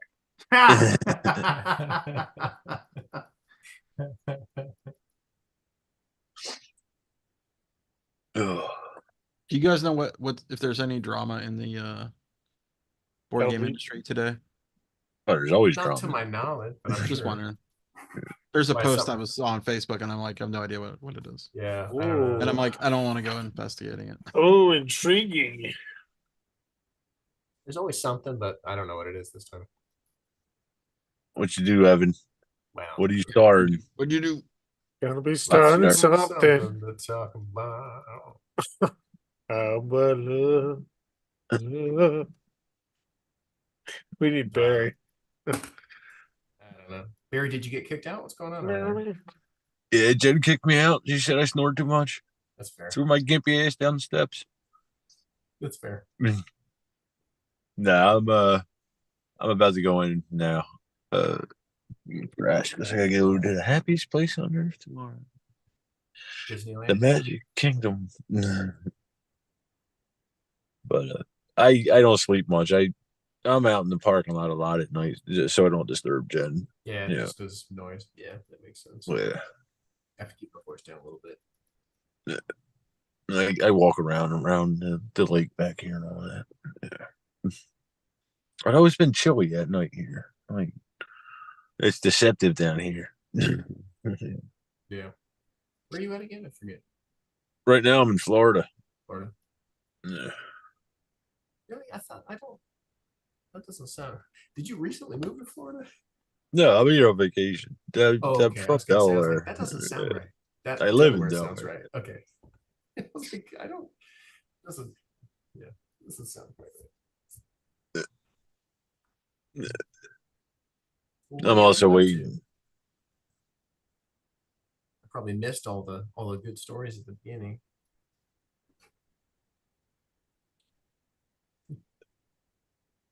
You did. They're Say- They're say ignoring something, We don't talked like about Super Bowl for like 20 minutes. There was some Okay. welcome back Cotter talk. Yeah. Only This Some will- Kickstarter stuff. Some game. Last lights on GameFop. Motherfucker, I thought I would miss it one last time. Go back or back it again. Have you played any games lately, Evan? I I talked about pinball for a minute. a ton of prototypes. Have you played Games Forest? I played. Yeah. Played Waffle Time from AEG. Just came out earlier this Waffle year. time. That Last sounds year, good. it What's was the name? it was fine. It Fine. was it's puzzly. Like you're making a waffle in front of you, and you're pretty much just taking an action of picking around this board. Like there's choices around. It's really simple. It's Man, puzzly. are we in and a drought of games? It's fine. No, I just play mostly. Hey, you want it? So I had a pitch yesterday morning. I entered this thing to get a pitch slot with a publisher like a month and a half ago. And then I didn't hear from them until like 4 days ago. And of course, I've been working on, games that I have on contract instead of a game that I was just going to pitch. And I never heard back. But then I did hear back, and I had 4 days to get ready. Do you want to see how janky my pitch? This is my game board. And the game's great. The game's This doesn't great. look really. Do it again. Hold it up again. Sweet. That's Pretty that- awesome. That is not a high quality. You're pirated now, by the way. Since Oh, that's fine. You showed it. That's fine. We talked about board game piracy. Yeah. But they did ask for the rule book. They didn't just out of hand say definitely not based on your janky game board. So that was nice. They said, send us a rule book. Okay, great. Thanks. Could have gone worse. Yeah, didn't something just happened where a bunch of pirated versions of something came out recently, right? Yeah. What was it? It's Yeah. more. Oh, there's more? Kelp, right? Some sci-fi game. Maybe. Sci-fi. Last Light. Who knows? Like, who knows?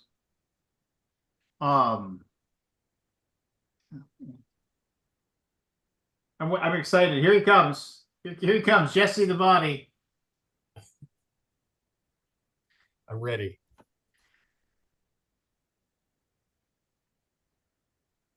It's not easy. No, it isn't. He's got a weird voice. Were you Like- practicing in character. outside or something? I was just listening to him on YouTube talking about Okay. stuff. That's astounding. Yeah, Astounding. he's got a real he's got that real low gravel too. And it's tough to get down that low. But the T's are like so pronounced. Yeah. You're gonna no, I'm not gonna try. I'm not gonna try. I'll work on it. Sometimes I do my New Zealand accent in front of my friend Kat, who's from New Zealand, and she's like, "No," because my prototype of a New Zealand accent is the Reese Darby, from Flight of the Conchords. All right, guys, meet your new band member. You know that guy. She's like, "That's horrible," and I'm like, "You're welcome."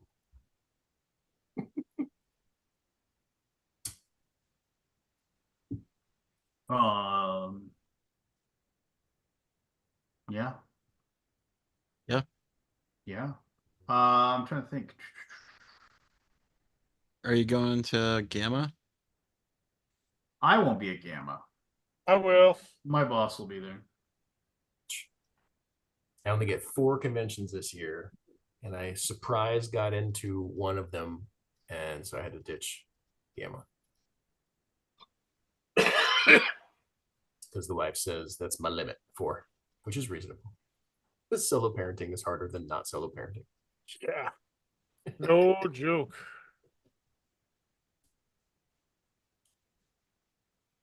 No joke indeed. So what are the 4 you're going to, Evan? Going to Don't tease us. Essen for my first time. Whoop, whoop. Very excited. Because I've got a release over there. Well, it won't be a release, it'll be like an announcement over there. BGG, because that's my favorite. And Stop that. Company man. He's getting a car. Yeah, send the car around. there's this con where there's like 12 of us. We're just like during the pandemic, we had this like little group of like a little internet chat group talking about board games and stuff and playing online gaming on like Yukata and Wadaju and stuff.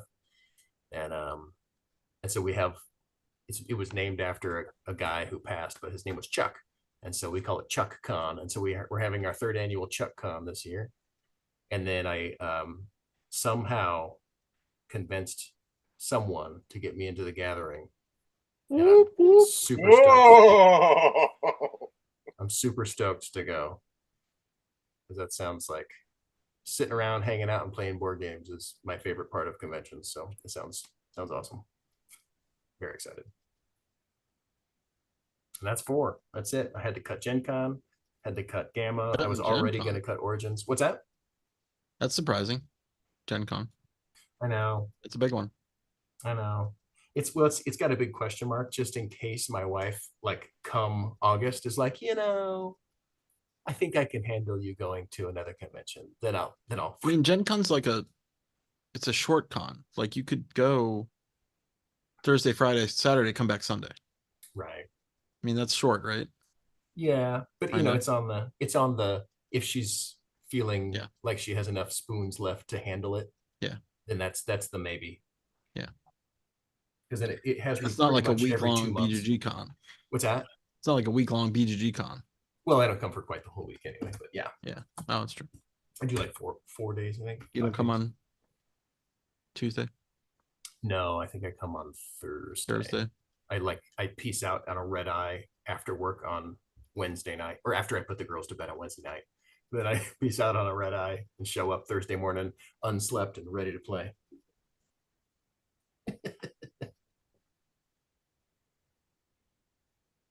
That's worth it. We're adding a day to BGG Spring this year. All right.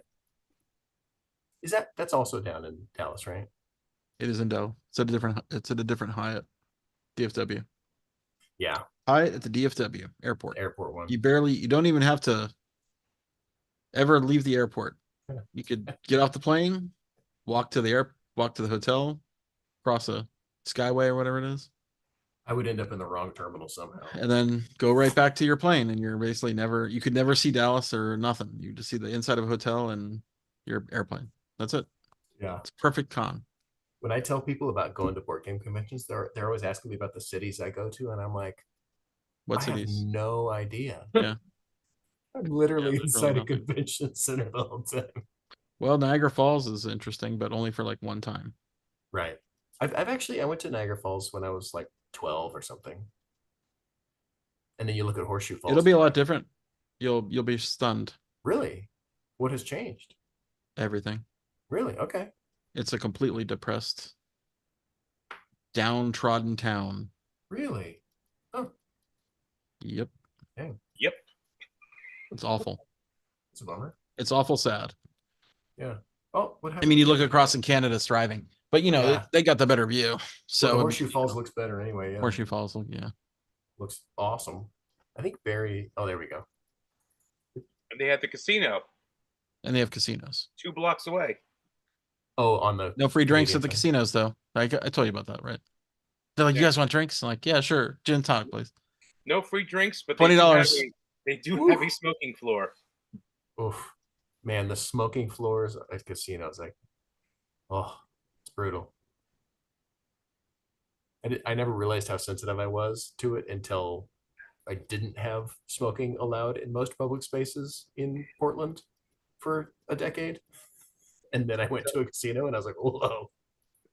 I haven't been there in quite some time. But the funny thing about the smoking floor at the casino at Niagara Falls is it's three floors, the casino. The smoking floor is on the bottom level. Of course. So the smoke goes The rises. smoke rises. Yeah. It was like remember how they used to do smoking sections in restaurants?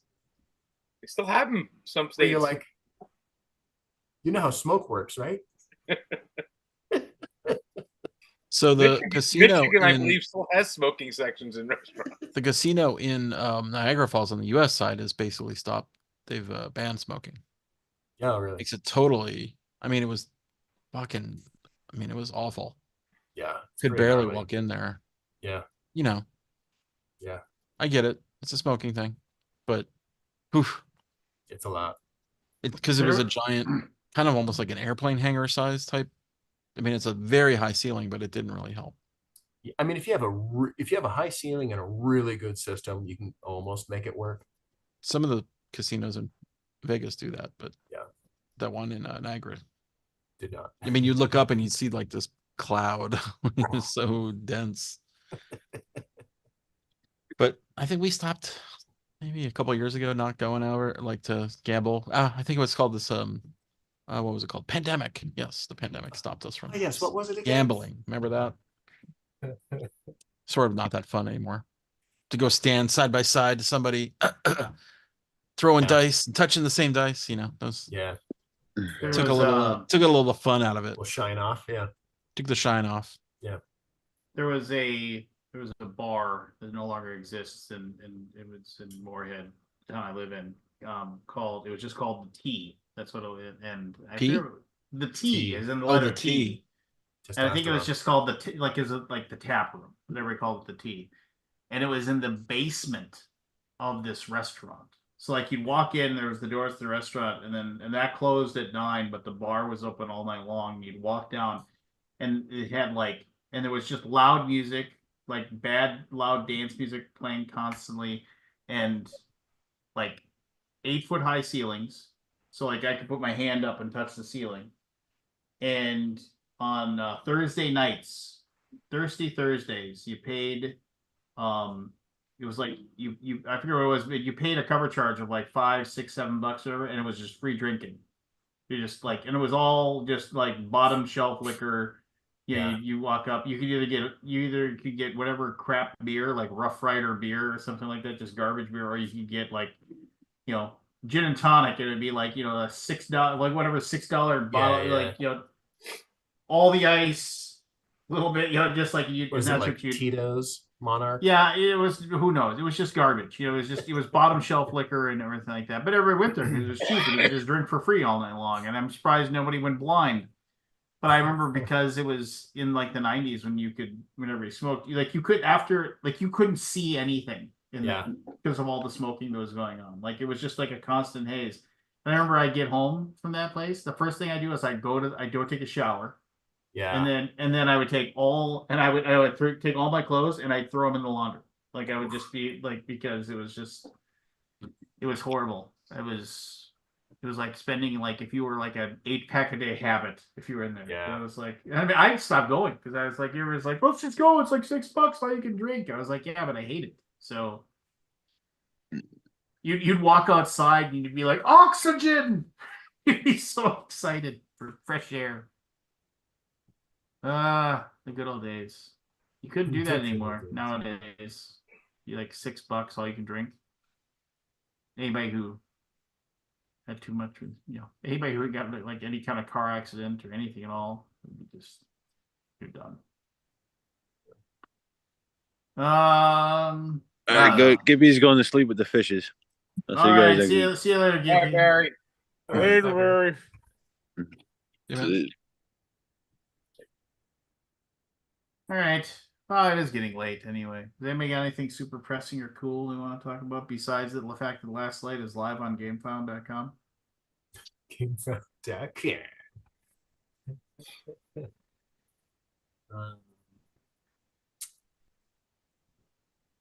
Nope. Nope. Nobody has any juice. Some post-call juice. I just want the sweet goss. I mean, I can tell you guys about this harasser. We're gonna wait till we're off the air. Yeah. Well, we have to go off the air first. Yeah. So. Yeah, I'm not gonna. All right, everybody. Have a good night. See everybody next week. Go back last night, and then log out, and then back it again with a new account. I can guarantee you'll love the Be game. worth your while. Put a gigantic piece of thick cardboard box on your shelf. Takes up half a Calax. Just take Yeah. up Such a half great Calax. use of space. It's It's kind of that big. Calax. Get it right. It's only a quarter of a Calax. So It's been sitting on my 7/16. garage floor because I don't have a space for it. I was like, figure out where I'm going to put it. I have to get rid. Here's the thing: I got to get rid of something to put it on the shelf, Yeah. and I don't know what I'm going to get rid of yet. Yeah. You'll figure it out. Did you do one of these photos? Get rid No, of a pin, it doesn't- get it rid of a doesn't go to pinball that. machine. Get rid of What's a that? pinball machine. Get rid of a pinball machine, then you'll have it. Oh. There's no pinball machines in this house. I know. Just I was being funny. I know you are. Okay. This is why, and signing off. That's why you make the big bucks. That's why I make the big bucks. That's why I make the pennies on The this funny, damn thing. the funny.